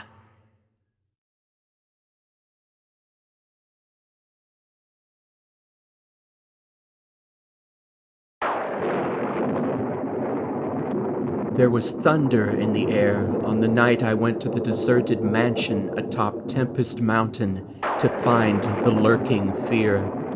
I was not alone, for foolhardiness was not then mixed with that love of the grotesque and the terrible which has made my career a series of quests for strange horrors in literature and in life. With me were two faithful and muscular men for whom I had sent when the time came, men long associated with me in my ghastly explorations because of their peculiar fitness. We had started quietly from the village because of the reporters who still lingered about after the eldritch panic of the month before, the nightmare creeping death. Later, I thought, they might aid me, but I did not want them then. Would to God I had let them share the search, that I might not have had to bear the secret alone so long, to bear it alone, for fear the world would call me mad, or go mad itself at the demon implications of the thing. Now that I am telling it anyway, lest the brooding make me a maniac, I wish I had never concealed it, for I, and I only, know what manner of fear lurked on that spectral and desolate mountain. In a small motor car, we covered the miles of primeval forest and hill until the wooded ascent checked it. The country bore an aspect more than usually sinister as we viewed it by night and without the accustomed crowd of investigators, so that we were often tempted to use the acetylene headlight despite the attention it might attract. It was not a wholesome landscape after dark, and I believe I would have noticed its morbidity even had I been ignorant of the terror that stalked there. Of wild creatures there were none. They are wise when death leers close. The ancient lightning-scarred trees seemed unnaturally large and twisted, and the other vegetation unnaturally thick and feverish, while curious mounds and hummocks in the weedy, fulgurite-pitted earth reminded me of snakes, and dead men's skulls swelled to gigantic proportions. Fear had lurked on Tempest Mountain for more than a century. This I learned at once from newspaper accounts of the catastrophe which first brought the region to the world's notice. The place is a remote, lonely elevation in that part of the Catskills where Dutch civilization once feebly and transiently penetrated, leaving behind as it receded only a few ruined mansions and a degenerate squatter population inhabiting pitiful hamlets on isolated slopes. Normal beings seldom visited the locality till the state police were formed, and even now only infrequent troopers patrol it. The fear, however, is an old tradition throughout the neighboring villages, since it is a prime topic in the simple discourse of the poor mongrels who sometimes leave their valleys to trade hand-woven baskets for such primitive necessities as they cannot shoot, raise, or make. The lurking fear dwelt in the shunned and deserted Martens mansion, which crowned the high but gradual eminence whose liability to frequent thunderstorms gave it the name of Tempest Mountain. For over 100 years, the antique, grove-circled stone house had been the subject of stories incredibly wild and monstrously hideous. Stories of a silent, colossal, creeping death which stalked abroad in summer. With whimpering insistence, the squatters told tales of a demon which seized lone wayfarers after dark, either carrying them off or leaving them in a frightful state of gnawed dismemberment, while sometimes they whispered of blood trails toward the distant mansion. Some said the thunder called the lurking fear out of its habitation, while others said the thunder was its voice. No one outside the backwoods had believed these varying and conflicting stories with their incoherent, extravagant descriptions of the half-glimpsed fiend. Yet not a farmer or villager doubted that the Martens mansion was ghoulishly haunted.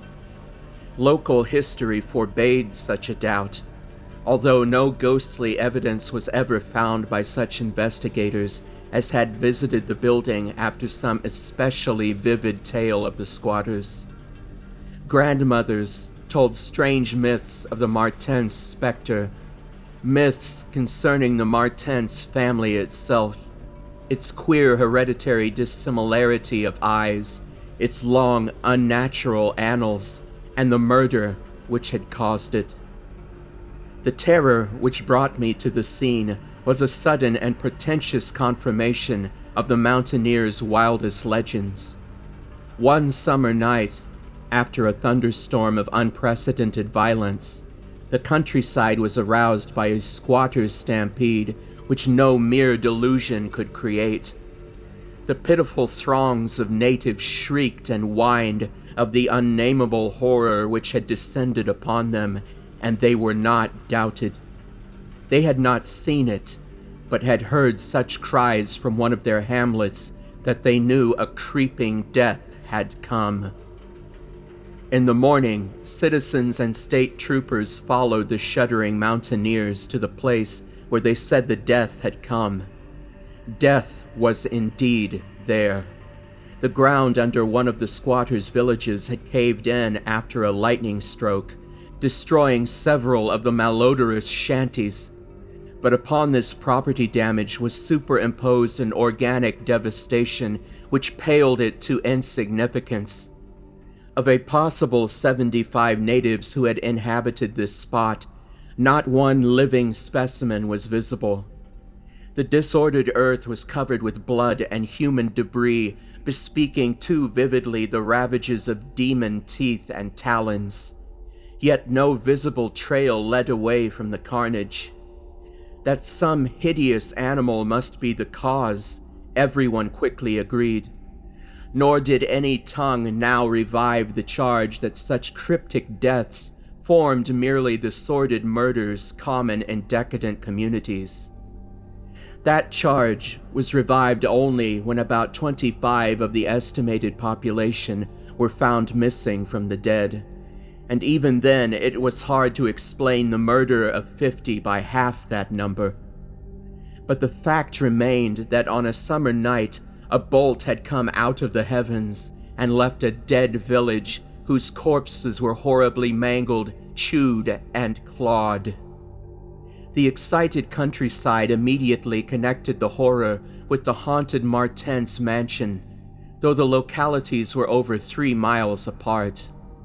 The troopers were more skeptical, including the mansion only casually in their investigations and dropping it altogether when they found it thoroughly deserted. Country and village people, however, canvassed the place with infinite care, overturning everything in the house, sounding ponds and brooks, beating down bushes, and ransacking the nearby forests. All was in vain. The death that had come had left no trace save destruction itself. By the second day of the search, the affair was fully treated by the newspapers, whose reporters overran Tempest Mountain. They described it in much detail and with many interviews to elucidate the horror's history as told by local granddames. I followed the accounts languidly at first, for I am a connoisseur in horrors. But after a week, I detected an atmosphere which stirred me oddly, so that on August 5th, 1921, I registered among the reporters who crowded the hotel at Lefert's Corner, nearest village to Tempest Mountain and acknowledged headquarters of the searchers. 3 weeks more, and the dispersal of the reporters left me free to begin a terrible exploration based on the minute inquiries and surveying with which I had meanwhile busied myself. So, on this summer night, while distant thunder rumbled, I left a silent motorcar and tramped with 2 armed companions Up the last mound-covered reaches of Tempest Mountain, casting the beams of an electric torch on the spectral gray walls that began to appear through giant oaks ahead. In this morbid night solitude and feeble shifting illumination, the vast box-like pile displayed obscure hints of terror which day could not uncover. Yet I did not hesitate, since I had come with fierce resolution to test an idea. I believed that the thunder called the death demon out of some fearsome secret place, and be that demon's solid entity or vaporous pestilence, I meant to see it.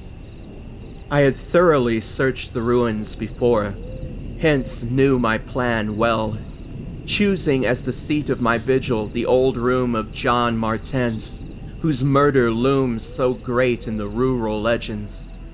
I felt subtly that the apartment of this ancient victim was best for my purposes. The chamber, measuring about 20 feet square, contained, like the other rooms, some rubbish which had once been furniture. It lay on the second story, on the southeast corner of the house, and had an immense east window and narrow south window, both devoid of panes or shutters.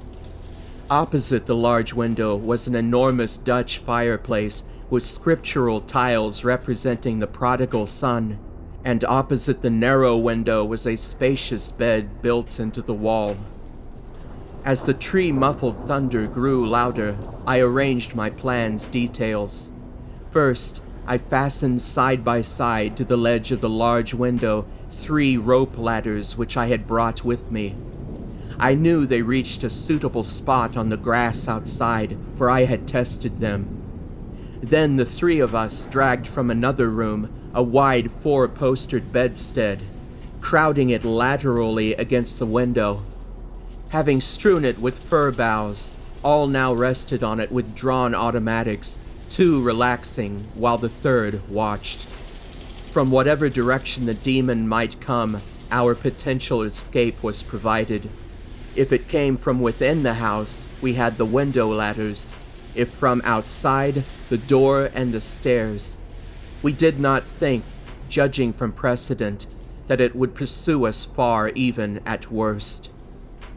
I watched from midnight to 1 o'clock, when, in spite of the sinister house, the unprotected window, and the approaching thunder and lightning, I felt singularly drowsy.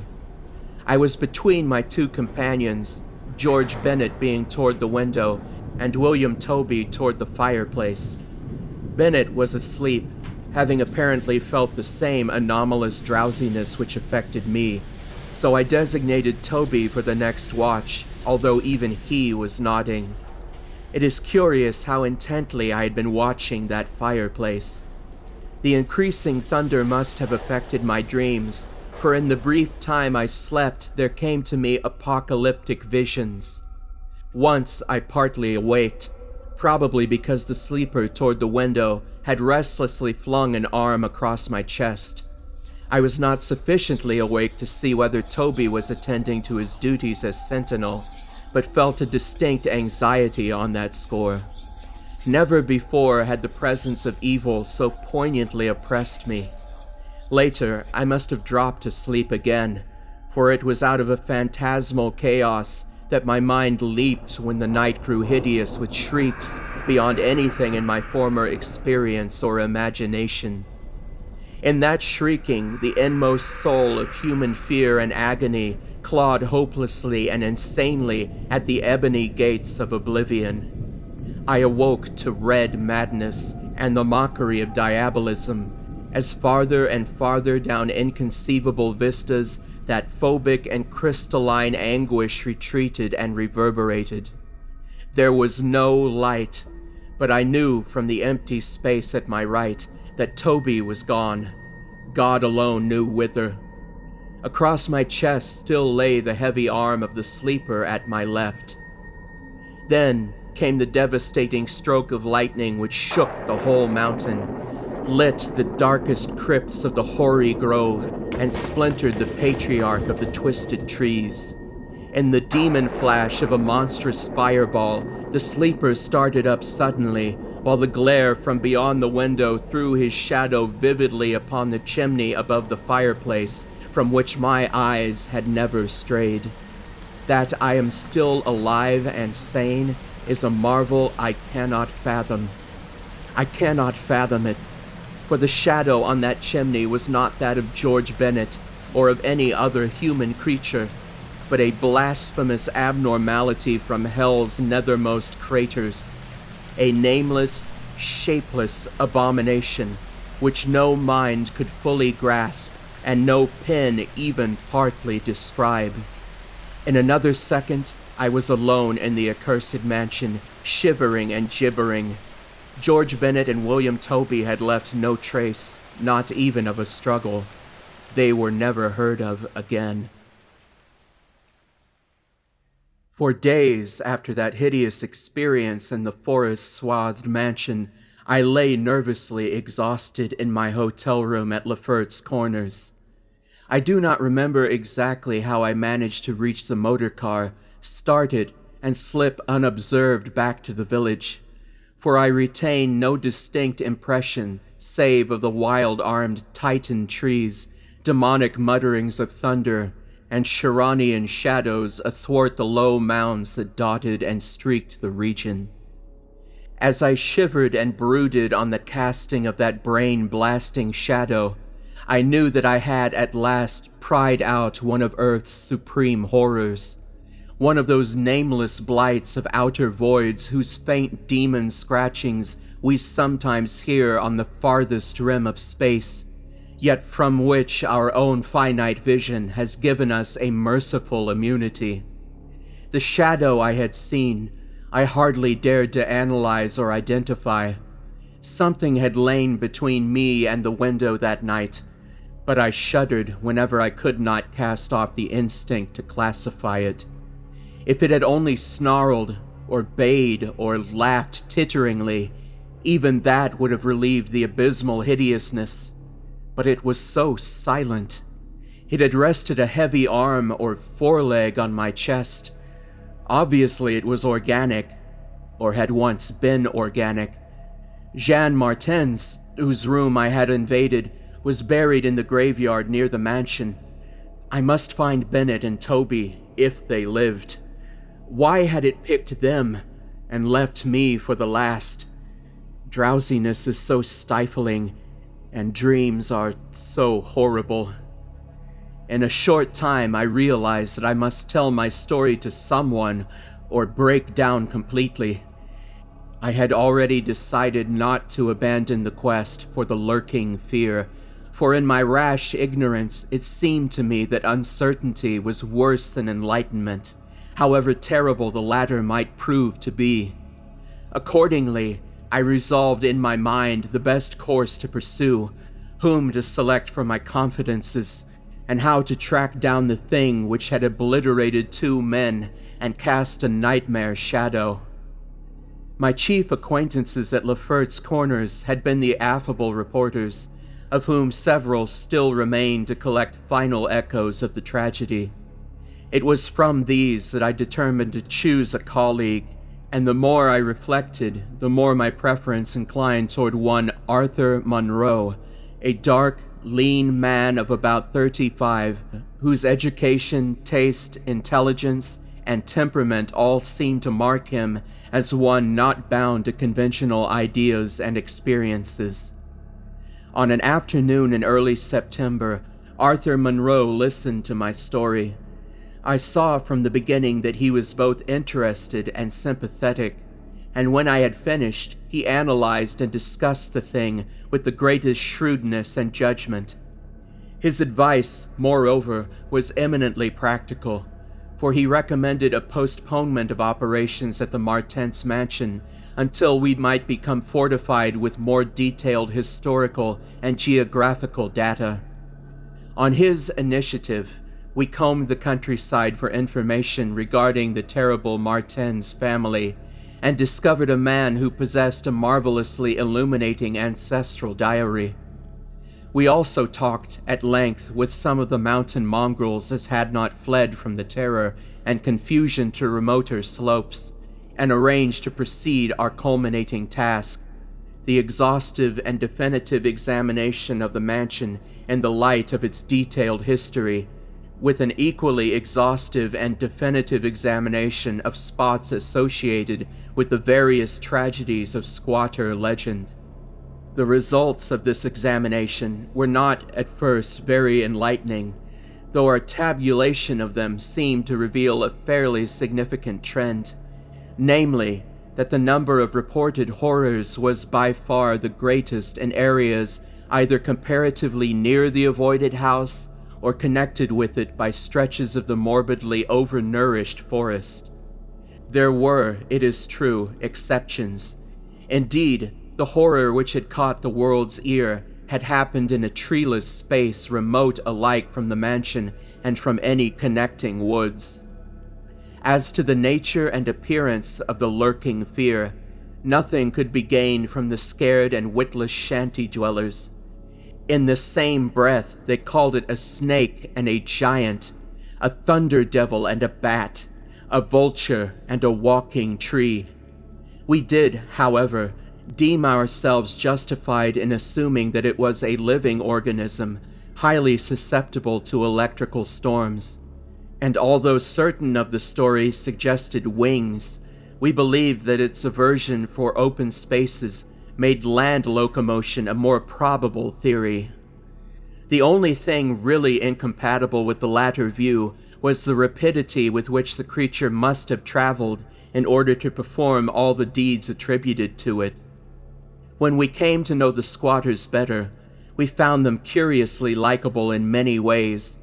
Simple animals they were, gently descending the evolutionary scale because of their unfortunate ancestry and stultifying isolation. They feared outsiders, but slowly grew accustomed to us, finally helping vastly when we beat down all the thickets and tore out all the partitions of the mansion in our search for the lurking fear. When we asked them to help us find Bennett and Toby, they were truly distressed, for they wanted to help us, yet knew that these victims had gone as wholly out of this world as their own missing people.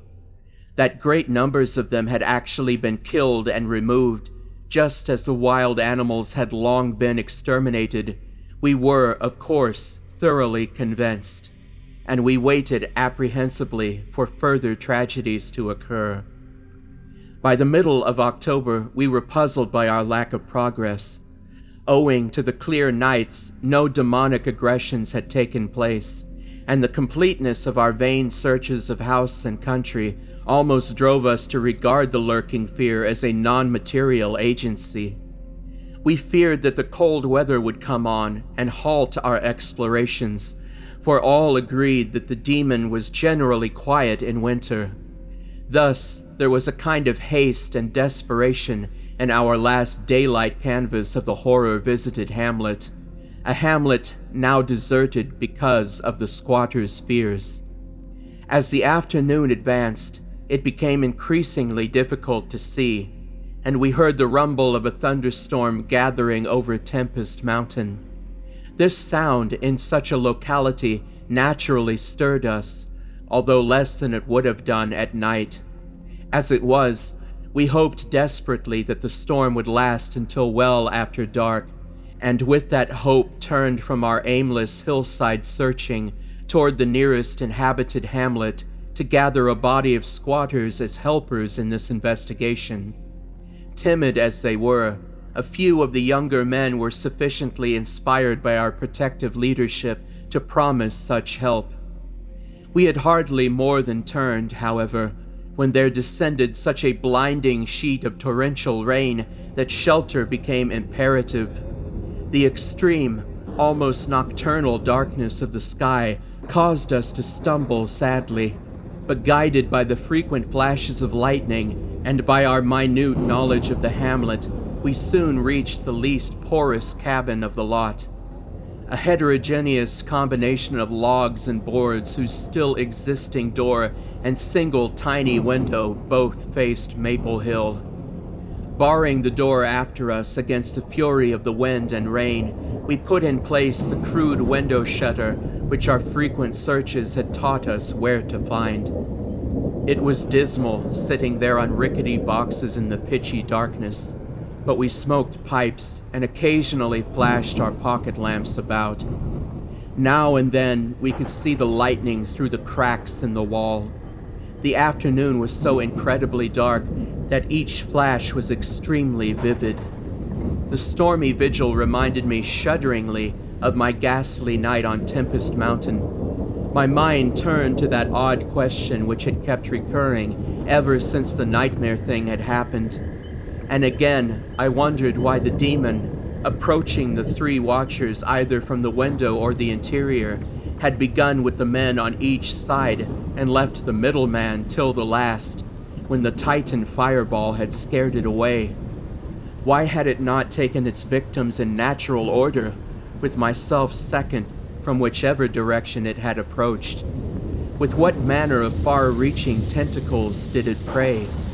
Or did it know that I was the leader, and save me for a fate worse than that of my companions? In the midst of these reflections, as if dramatically arranged to intensify them, there fell nearby a terrific bolt of lightning, followed by the sound of sliding earth. At the same time, the wolfish wind rose to demonic crescendos of ululation. We were sure that the lone tree on Maple Hill had been struck again, and Monroe rose from his box and went to the tiny window to ascertain the damage. When he took down the shutter, the wind and rain howled deafeningly in, so that I could not hear what he said. But I waited while he leaned out and tried to fathom nature's pandemonium. Gradually, a calming of the wind and dispersal of the unusual darkness told of the storm's passing. I had hoped it would last into the night to help our quest, but a furtive sunbeam from a knothole behind me removed the likelihood of such a thing.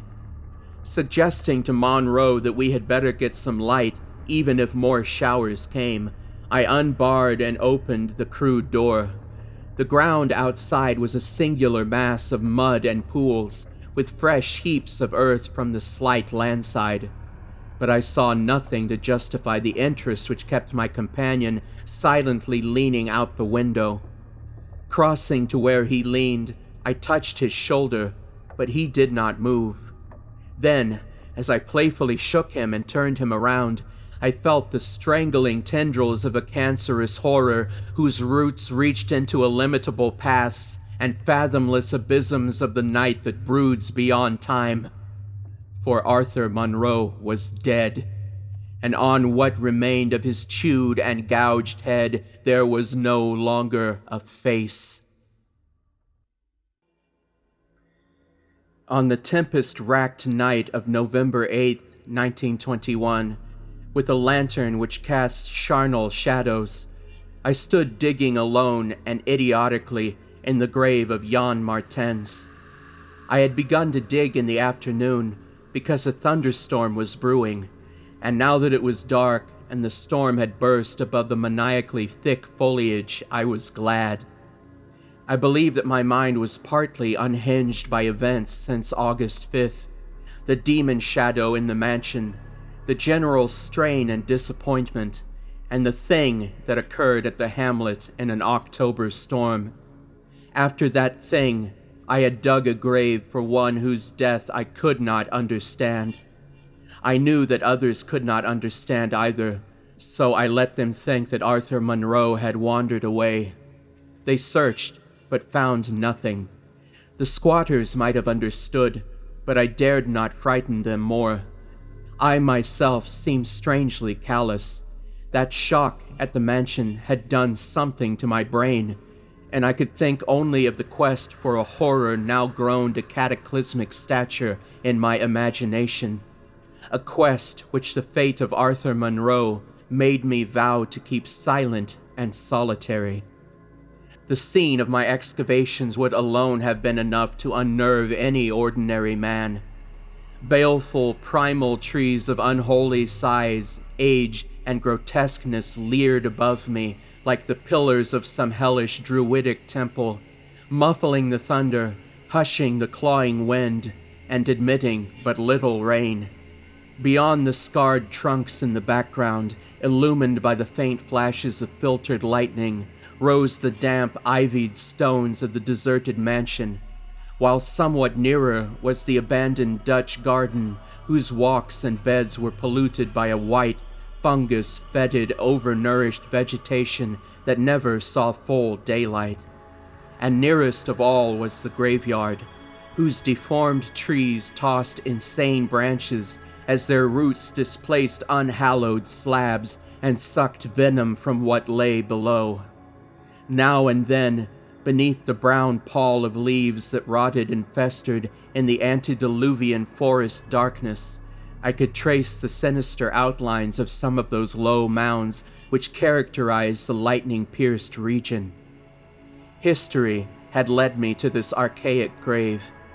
History, indeed, was all I had after everything else ended in mocking Satanism.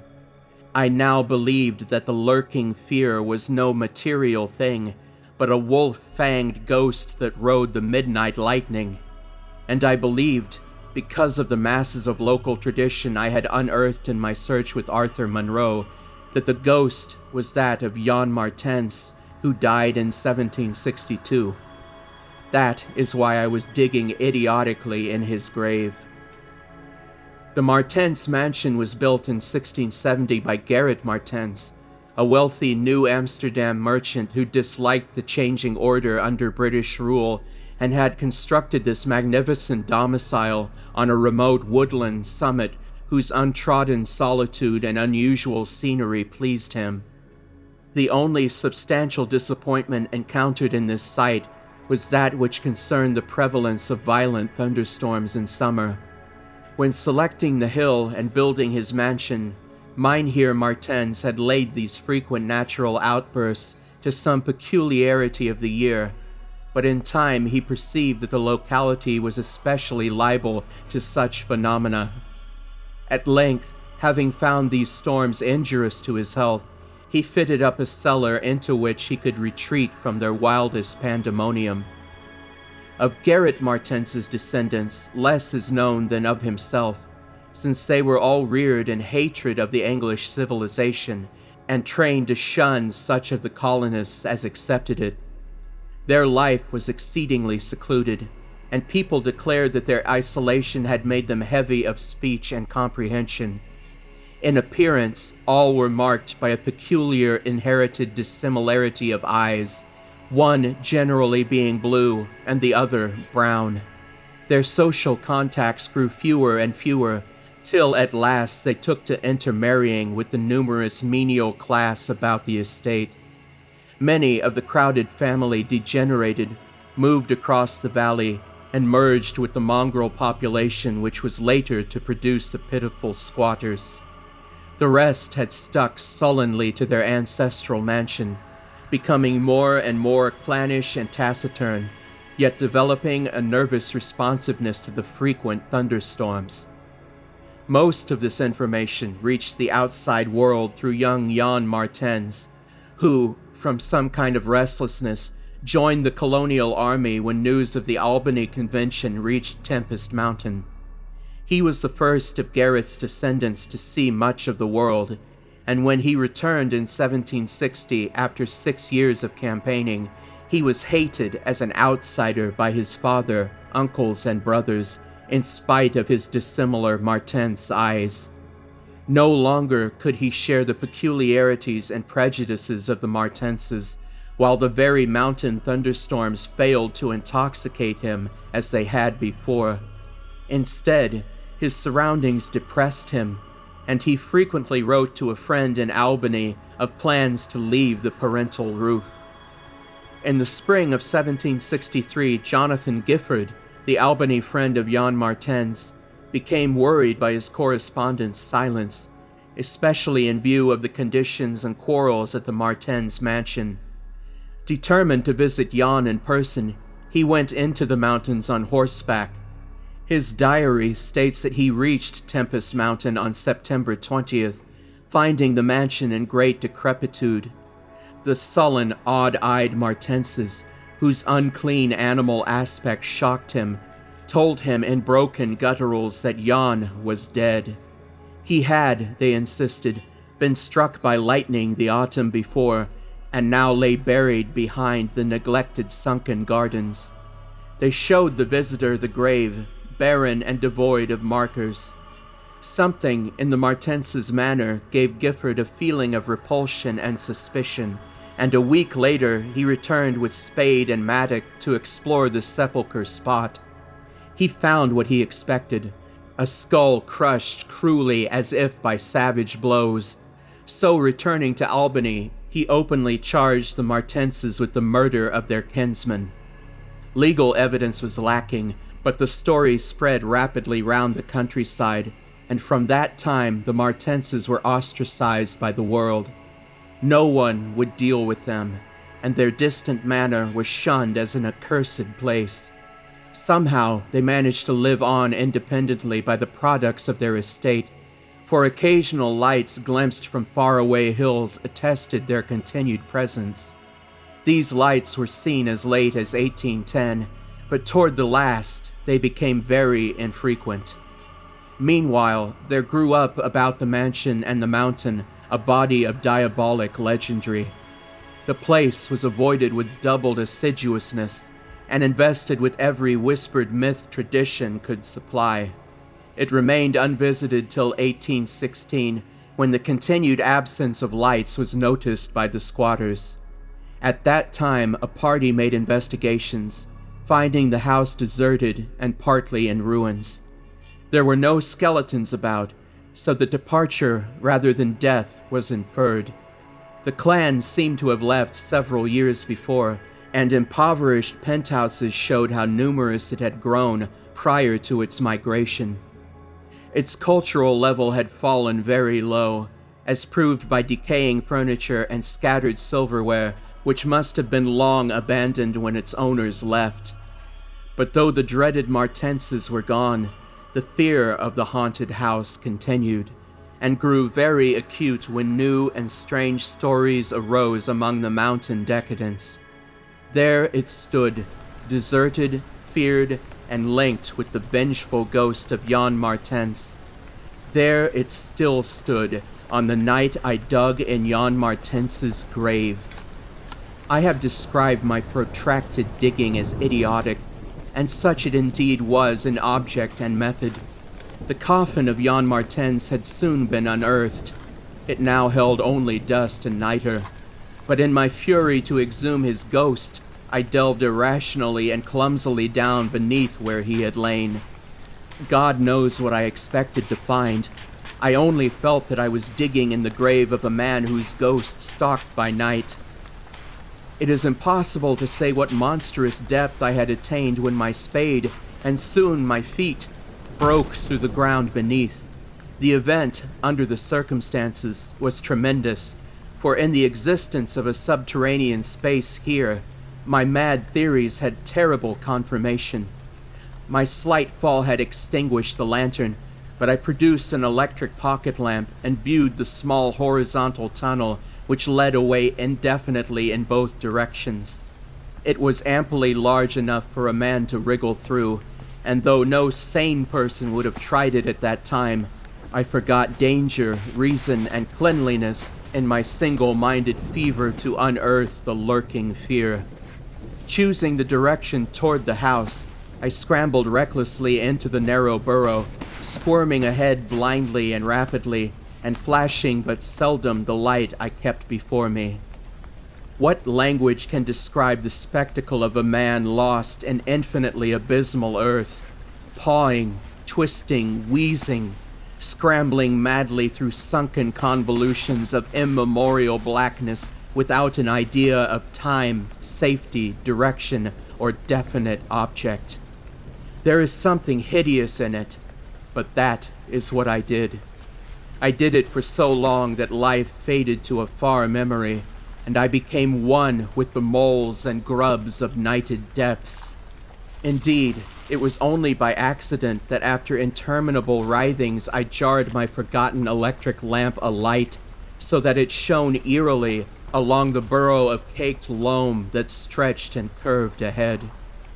I had been scrambling in this way for some time, so that my battery had burned very low, when the passage suddenly inclined sharply upward, altering my mode of progress. And as I raised my glance, it was without preparation that I saw glistening in the distance 2 demonic reflections of my expiring lamp. 2 reflections, glowing with a baneful and unmistakable effulgence, and provoking maddeningly nebulous memories. I stopped automatically, though lacking the brain to retreat. The eyes approached, yet of the thing that bore them I could distinguish only a claw. But what a claw! Then, far overhead, I heard a faint crashing which I recognized. It was the wild thunder of the mountain, raised to hysterical fury. I must have been crawling upward for some time, so that the surface was now quite near. And as the muffled thunder clattered, those eyes still stared with vacuous viciousness. Thank God I did not then know what it was, else I should have died. But I was saved by the very thunder that had summoned it, for after a hideous wait, there burst from the unseen outside sky one of those frequent mountainward bolts whose aftermath I had noticed here and there as gashes of disturbed earth and fulgurites of various sizes. With cyclopean rage it tore through the soil above that damnable pit, blinding and deafening me, yet not wholly reducing me to a coma. In the chaos of sliding, shifting earth, I clawed and floundered helplessly till the rain on my head steadied me, and I saw that I had come to the surface in a familiar spot, a steep, unforested place on the southwest slope of the mountain. Recurrent sheet lightnings illumined the tumbled ground and the remains of the curious low hummock which had stretched down from the wooded higher slope. But there was nothing in the chaos to show my place of egress from the lethal catacomb. My brain was as great a chaos as the earth, and as a distant red glare burst on the landscape from the south, I hardly realized the horror I had been through. But when, 2 days later, the squatters told me what the red glare meant, I felt more horror than that which the mold burrow and the claw and eyes had given. More horror because of the overwhelming implications. In a hamlet 20 miles away, an orgy of fear had followed the bolt which brought me above ground, and a nameless thing had dropped from an overhanging tree into a weak-roofed cabin. It had done a deed, but the squatters had fired the cabin in frenzy before it could escape. It had been doing that deed at the very moment the earth caved in on the thing with the claw and eyes. There can be nothing normal in the mind of one who, knowing what I knew of the horrors of Tempest Mountain, would seek alone for the fear that lurked there. That at least 2 of the fear's embodiments were destroyed, formed but a slight guarantee of mental and physical safety in this Acheron of multiform diabolism. Yet, I continued my quest with even greater zeal as events and revelations became more monstrous. 2 days after my frightful crawl through that crypt of the eyes and claw, I learned that a thing had malignly hovered 20 miles away at the same instant the eyes were glaring at me. I experienced virtual convulsions of fright. But that fright was so mixed with wonder and alluring grotesqueness that it was almost a pleasant sensation. Sometimes, in the throes of a nightmare when unseen powers whirl one over the roofs of strange dead cities toward the grinning chasm of Nis, it is a relief and even a delight to shriek wildly and throw oneself voluntarily along with the hideous vortex of dream doom into whatever bottomless gulf may yawn. And so it was with the waking nightmare of Tempest Mountain. The discovery that 2 monsters had haunted the spot gave me ultimately a mad craving to plunge into the very earth of the accursed region. and with bare hands dig out the death that leered from every inch of the poisonous soil. As soon as possible, I visited the grave of Jan Martens and dug vainly where I had dug before. Some extensive cave-in had obliterated all trace of the underground passage, while the rain had washed so much earth back into the excavation that I could not tell how deeply I had dug that other day.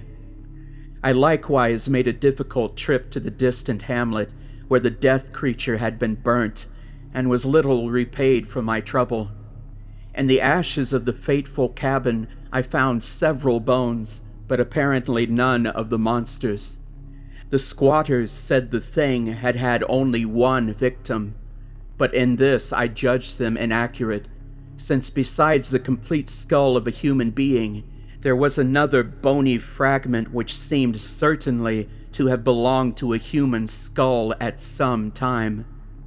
Though the rapid drop of the monster had been seen, no one could say just what the creature was like. Those who had glimpsed it called it simply a devil. Examining the great tree where it had lurked, I could discern no distinctive marks.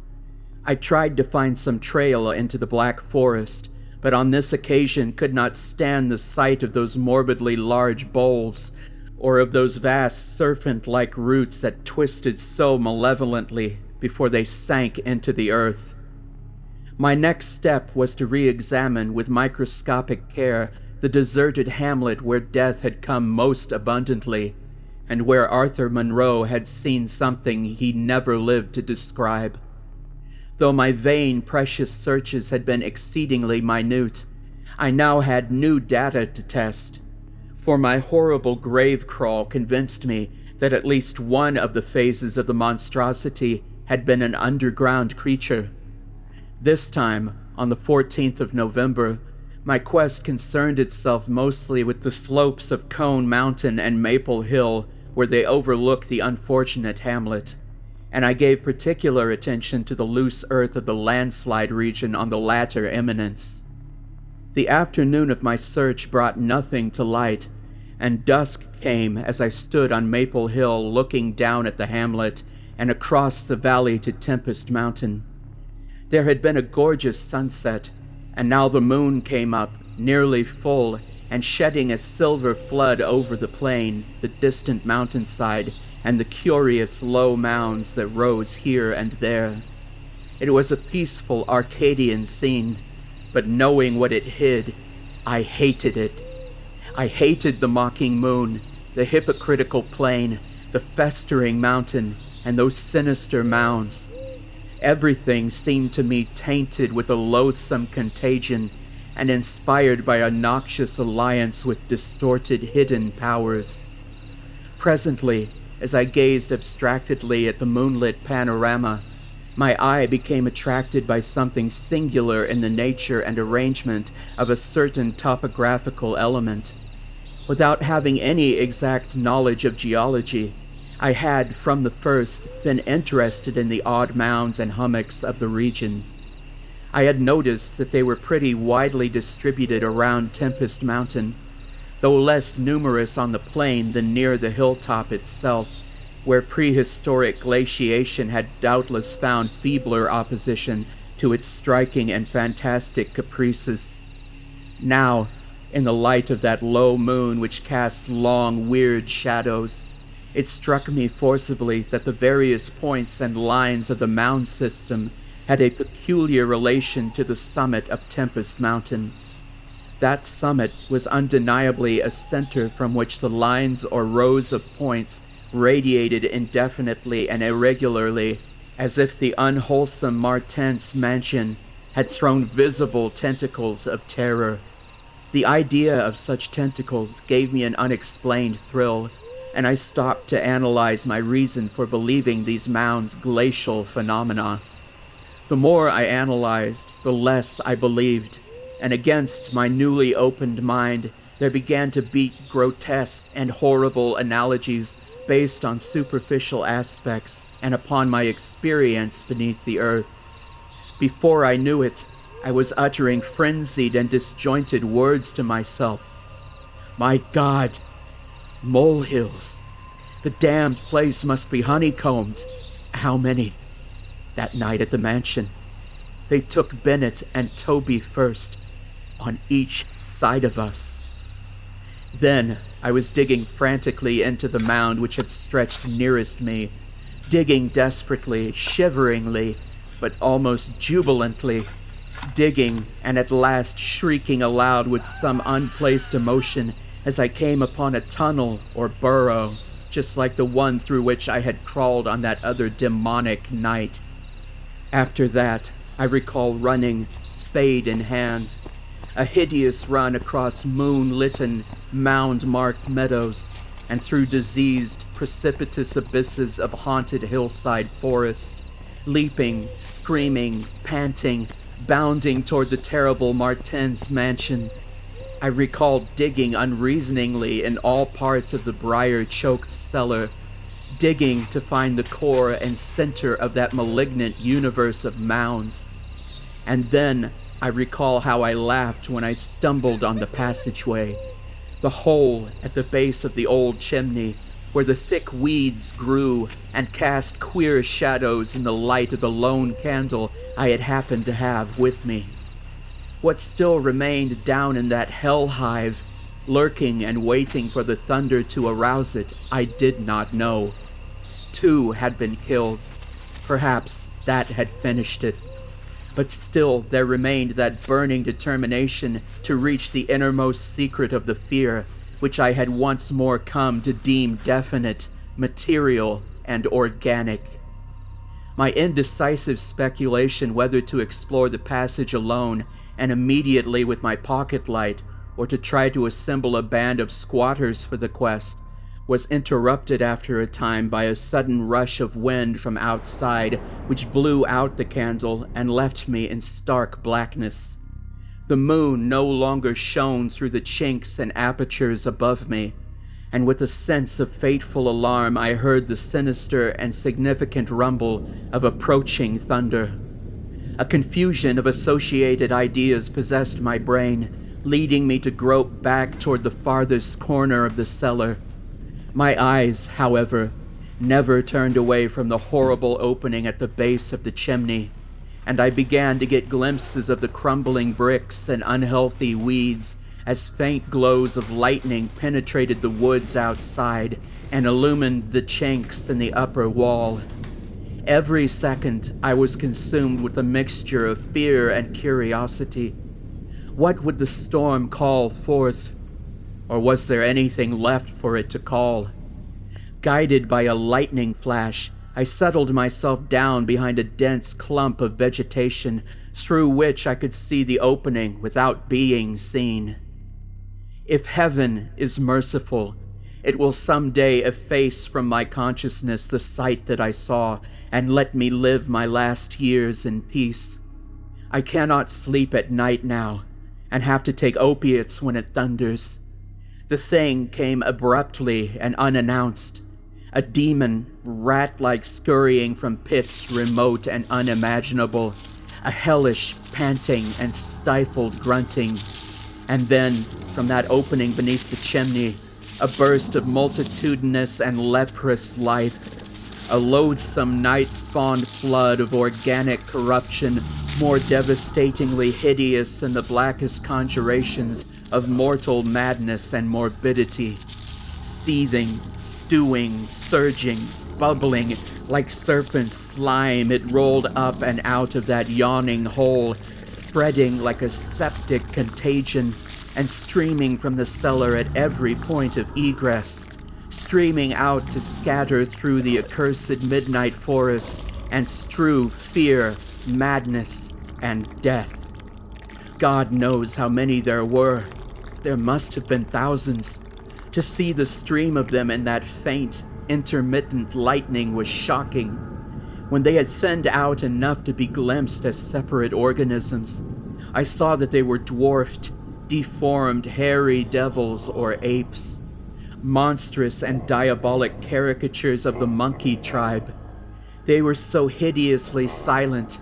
There was hardly a squeal, when one of the last stragglers turned with the skill of long practice to make a meal in accustomed fashion on a weaker companion.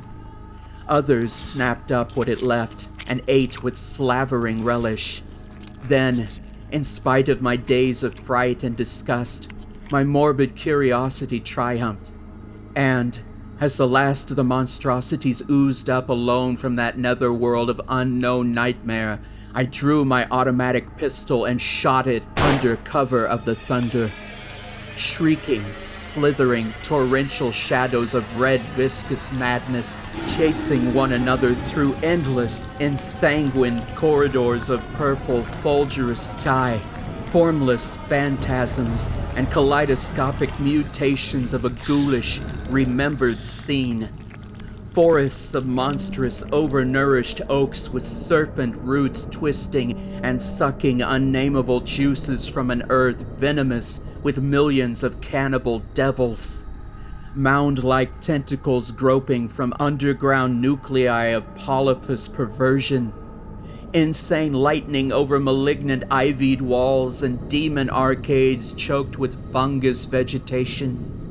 Heaven be thanked for the instinct which led me unconscious to places where men dwell, to the peaceful village that slept under the calm stars of clearing skies. I had recovered enough in a week to send to Albany for a gang of men to blow up the Martens mansion and the entire top of Tempest Mountain with dynamite, stop up all the discoverable mound burrows, and destroy certain overnourished trees whose very existence seemed an insult to sanity. I could sleep a little after they had done this, but true rest will never come as long as I remember that nameless secret of the lurking fear. The thing will haunt me, for who can say the extermination is complete? Who can, with my knowledge, think of the Earth's unknown caverns without a nightmare dread of future possibilities? I cannot see a well or a subway entrance without shuddering. Why cannot the doctors give me something to make me sleep, or truly calm my brain when it thunders? What I saw in the glow of my flashlight after I shot the unspeakable straggling object was so simple that almost a minute elapsed before I understood and went delirious. The object was nauseous.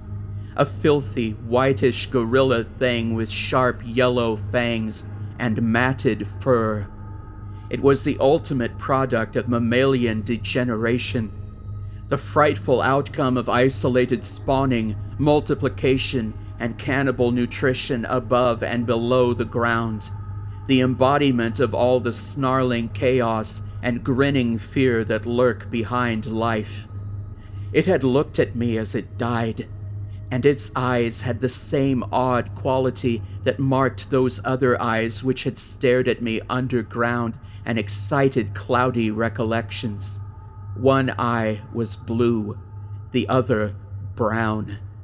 They were the dissimilar Martens eyes of the old legends, and I knew in one inundating cataclysm of voiceless horror what had become of that vanished family, the terrible and thunder-crazed house of Martens.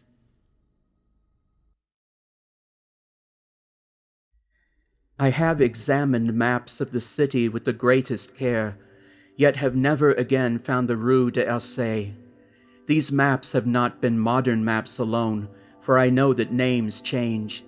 I have, on the contrary, delved deeply into all the antiquities of the place, and have personally explored every region, of whatever name, which could possibly answer to the street I knew as the Rue d'Orsay. But despite all I have done, it remains a humiliating fact that I cannot find the house, the street, or even the locality where, during the last months of my impoverished life as a student of metaphysics at the university, I heard the music of Erich Zann. That my memory is broken, I do not wonder, for my health, physical and mental, was gravely disturbed throughout the period of my residence in the Rue d'Orsay, and I recall that I took none of my few acquaintances there. But that I cannot find the place again is both singular and perplexing, for it was within a half-hour's walk of the university, and was distinguished by peculiarities which could hardly be forgotten by anyone who had been there. I have never met a person who has seen the Rue d'Aussay. The Rue d'Aussay lay across a dark river bordered by precipitous brick blear-windowed warehouses and spanned by a ponderous bridge of dark stone. It was always shadowy along that river, as if the smoke of neighboring factories shut out the sun perpetually.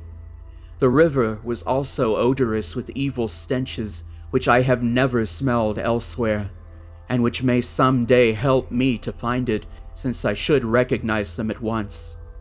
Beyond the bridge were narrow cobbled streets with rails, and then came the ascent, at first gradual, but incredibly steep as the Rue d'Aussay was reached. I have never seen another street as narrow and steep as the Rue d'Aussay.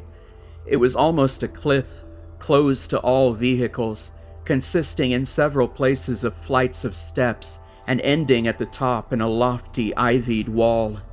Its paving was irregular, sometimes stone slabs, sometimes cobblestones, and sometimes bare earth with struggling greenish-gray vegetation.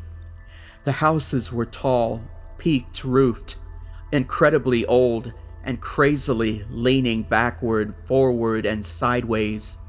Occasionally, an opposite pair, both leaning forward, almost met across the street like an arch, and certainly they kept most of the light from the ground below. There were a few overhead bridges from house to house across the street. The inhabitants of that street impressed me peculiarly. At first I thought it was because they were all silent and reticent, but later decided it was because they were all very old.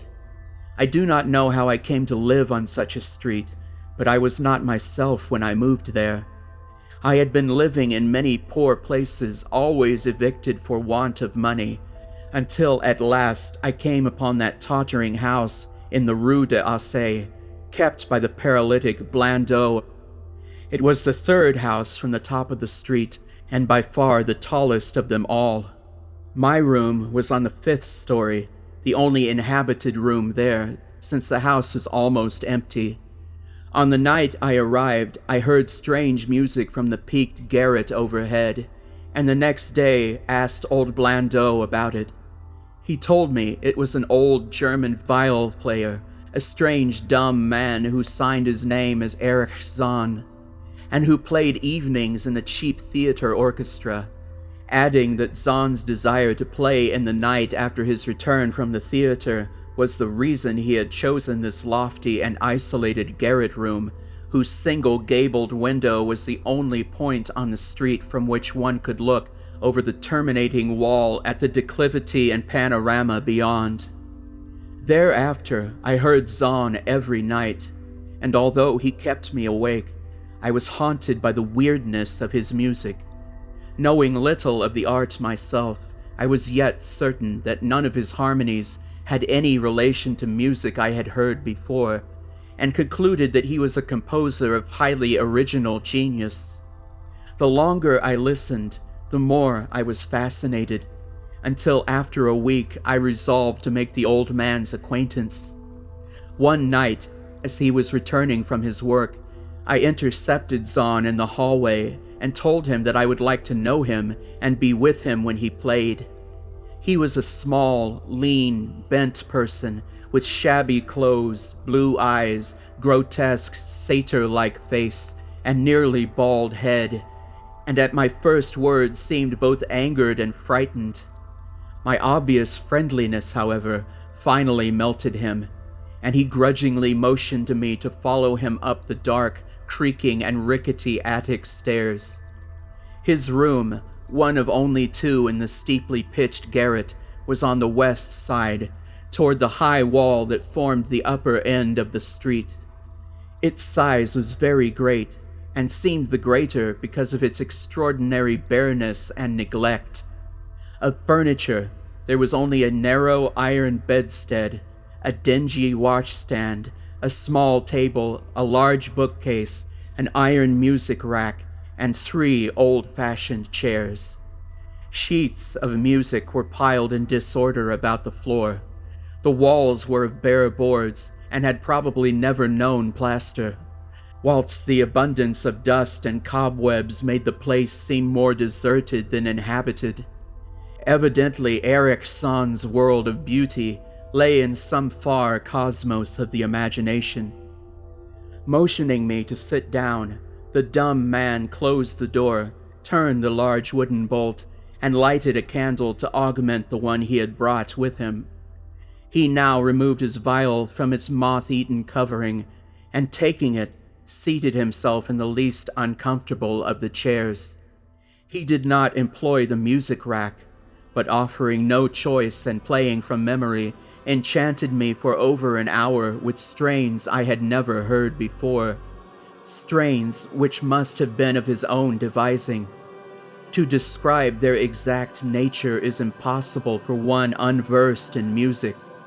They were a kind of fugue, with recurrent passages of the most captivating quality, but to me were notable for the absence of any of the weird notes I had overheard from my room below on other occasions.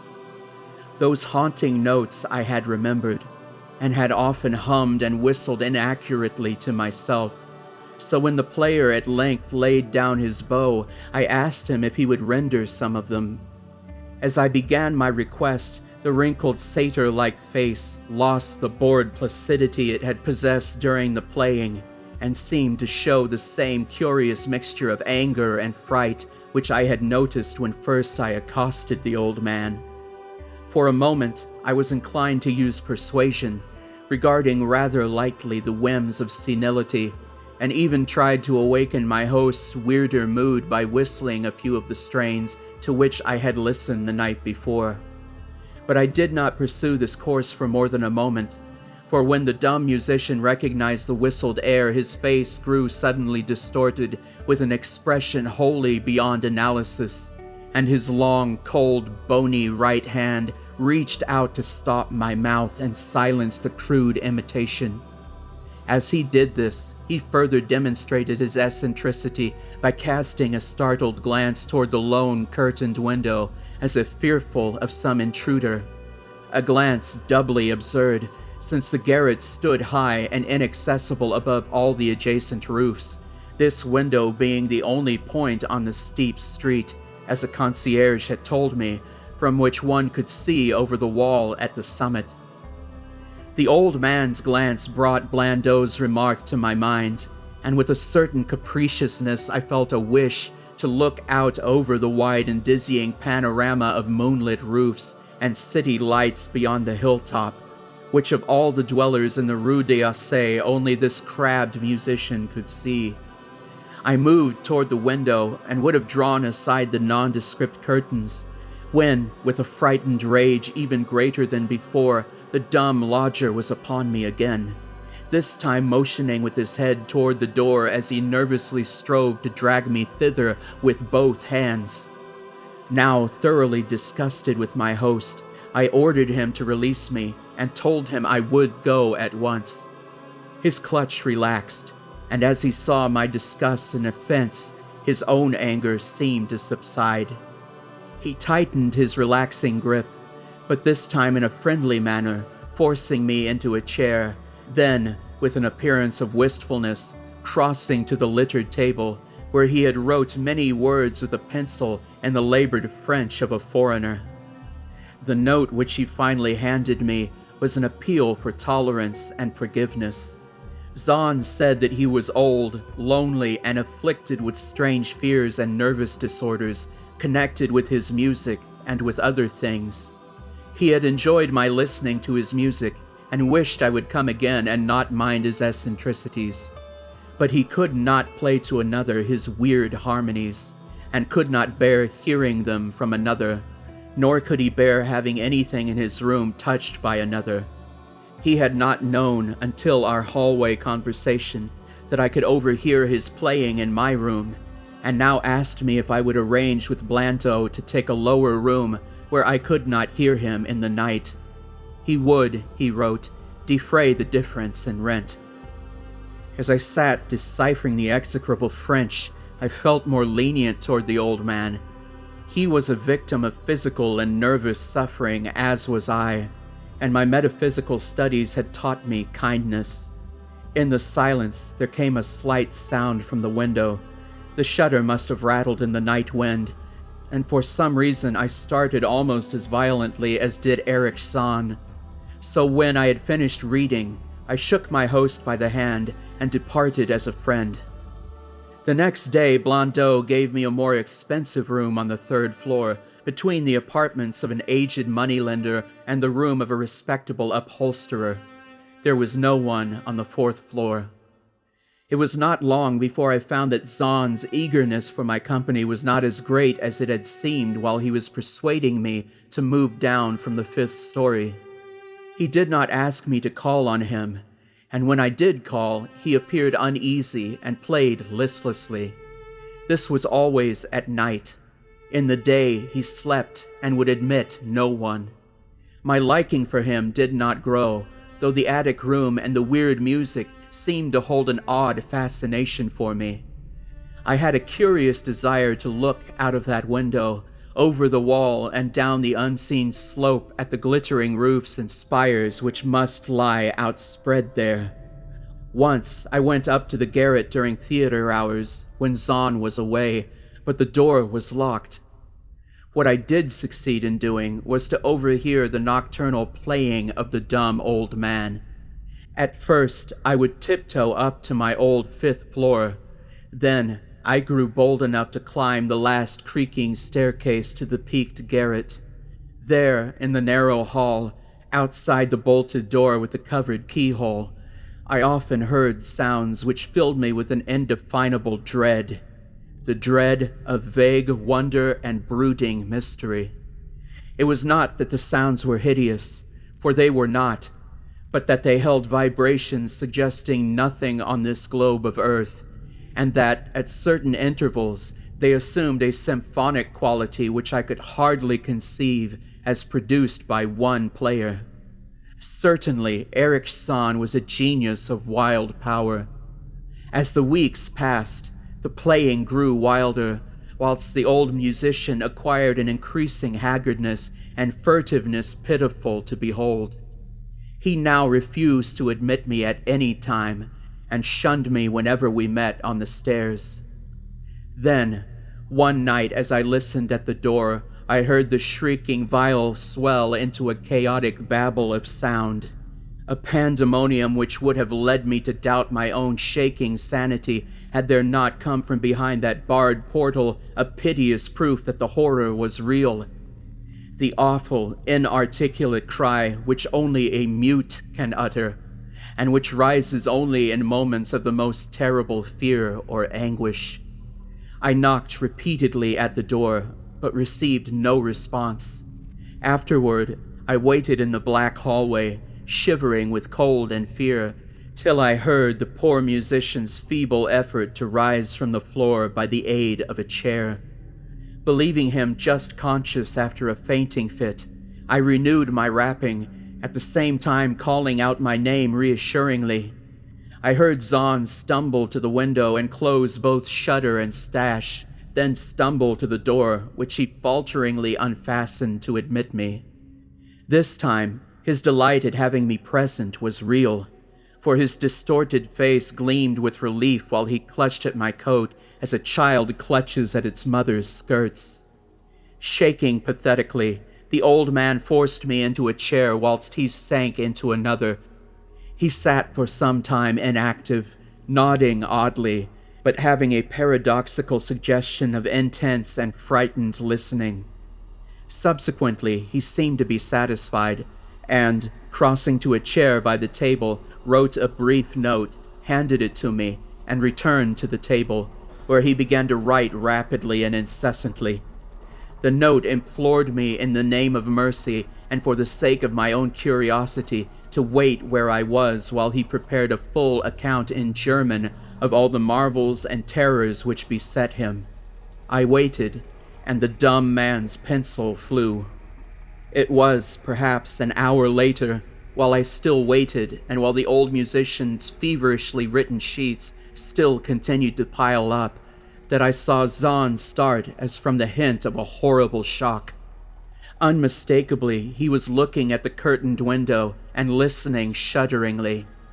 Then, I half fancied I heard a sound myself, though it was not a horrible sound, but rather an exquisitely low and infinitely distant musical note, suggesting a player in one of the neighboring houses, or in some abode beyond the lofty wall over which I had never been able to look.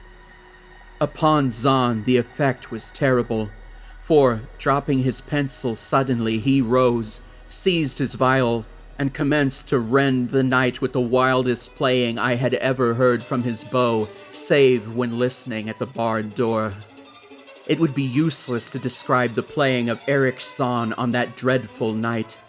It was more horrible than anything I had ever overheard, because I could now see the expression of his face, and could realize that this time the motive was stark fear. He was trying to make a noise, to ward something off or drown something out. What? I could not imagine, awesome though I felt it must be. The playing grew fantastic, delirious, and hysterical, yet kept to the last the qualities of supreme genius which I knew this strange old man possessed. I recognized the air.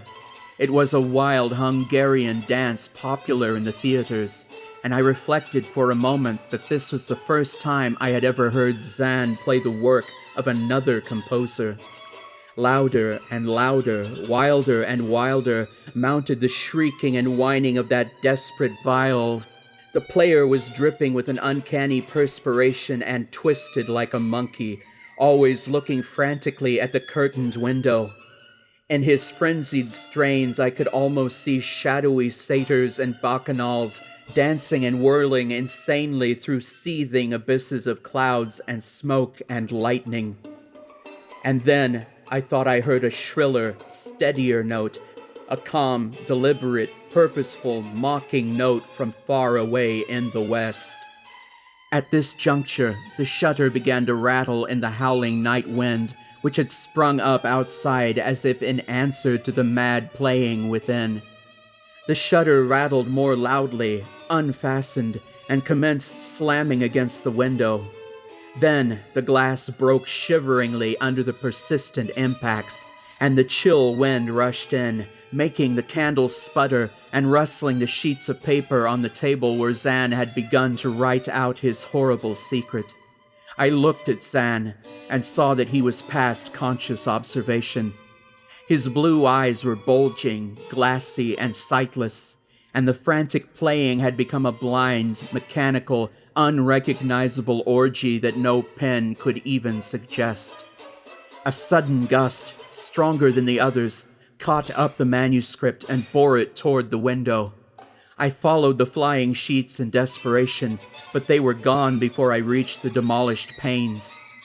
Then I remembered my old wish to gaze from this window, the only window in the Rue d'Aussay from which one might see the slope beyond the wall and the city outspread beneath. It was very dark, but the city's lights always burned, and I expected to see them there amidst the rain and wind. Yet, when I looked from that highest of all gable windows, looked while the candles sputtered and the insane viol howled with the night wind, I saw no city spread below, and no friendly lights gleaming from remembered streets, but only the blackness of space illimitable, unimagined space alive with motion and music, and having no semblance to anything on earth. And, as I stood there looking in terror, the wind blew out both the candles in that ancient peaked garret, leaving me in savage and impenetrable darkness with chaos and pandemonium before me, and the demon madness of that night baying viol behind me. I staggered back in the dark, without the means of striking a light, crashing against the table, overturning a chair, and finally groping my way to the place where the blackness screamed with shocking music. To save myself and Erich Zann, I could at least try, whatever the powers opposed to me.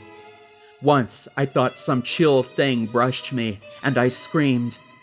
Suddenly, out of the blackness, the madly sawing bow struck me, and I knew I was close to the player. I felt ahead, touched the back of Zann's chair, and then found and shook his shoulder in an effort to bring him to his senses. He did not respond.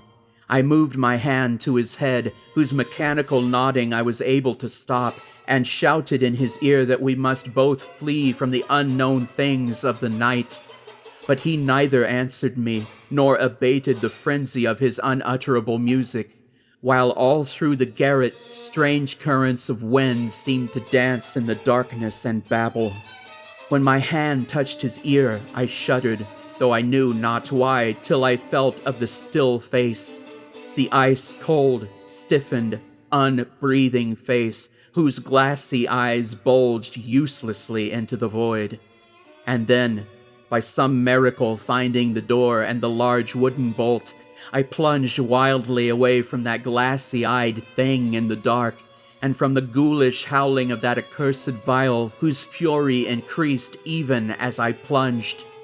Leaping, floating, flying down those endless stairs through the dark house, racing mindlessly out into the narrow, steep, and ancient street of steps and tottering houses, clattering down steps and over cobbles to the lower streets and the putrid canyon-walled river, panting across the great dark bridge to the broader, healthier streets and boulevards we know. All these are terrible impressions that linger with me, and I recall that there was no wind, and that the moon was out, and that all the lights of the city twinkled.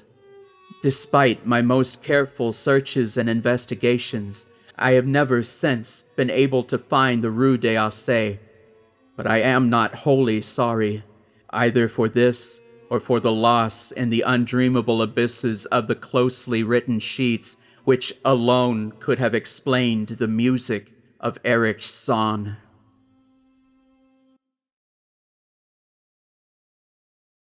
Through the ghoul-guarded gateways of slumber, past the wan-mooned abysses of night, I have lived o'er my lives without number. I have sounded all things with my sight, and I struggle and shriek ere the daybreak, being driven to madness with fright. I have whirled with the earth at the dawning, when the sky was a vaporous flame. I have seen the dark universe yawning, where the black planets roll without aim, where they roll in their horror unheeded, without knowledge or luster or name.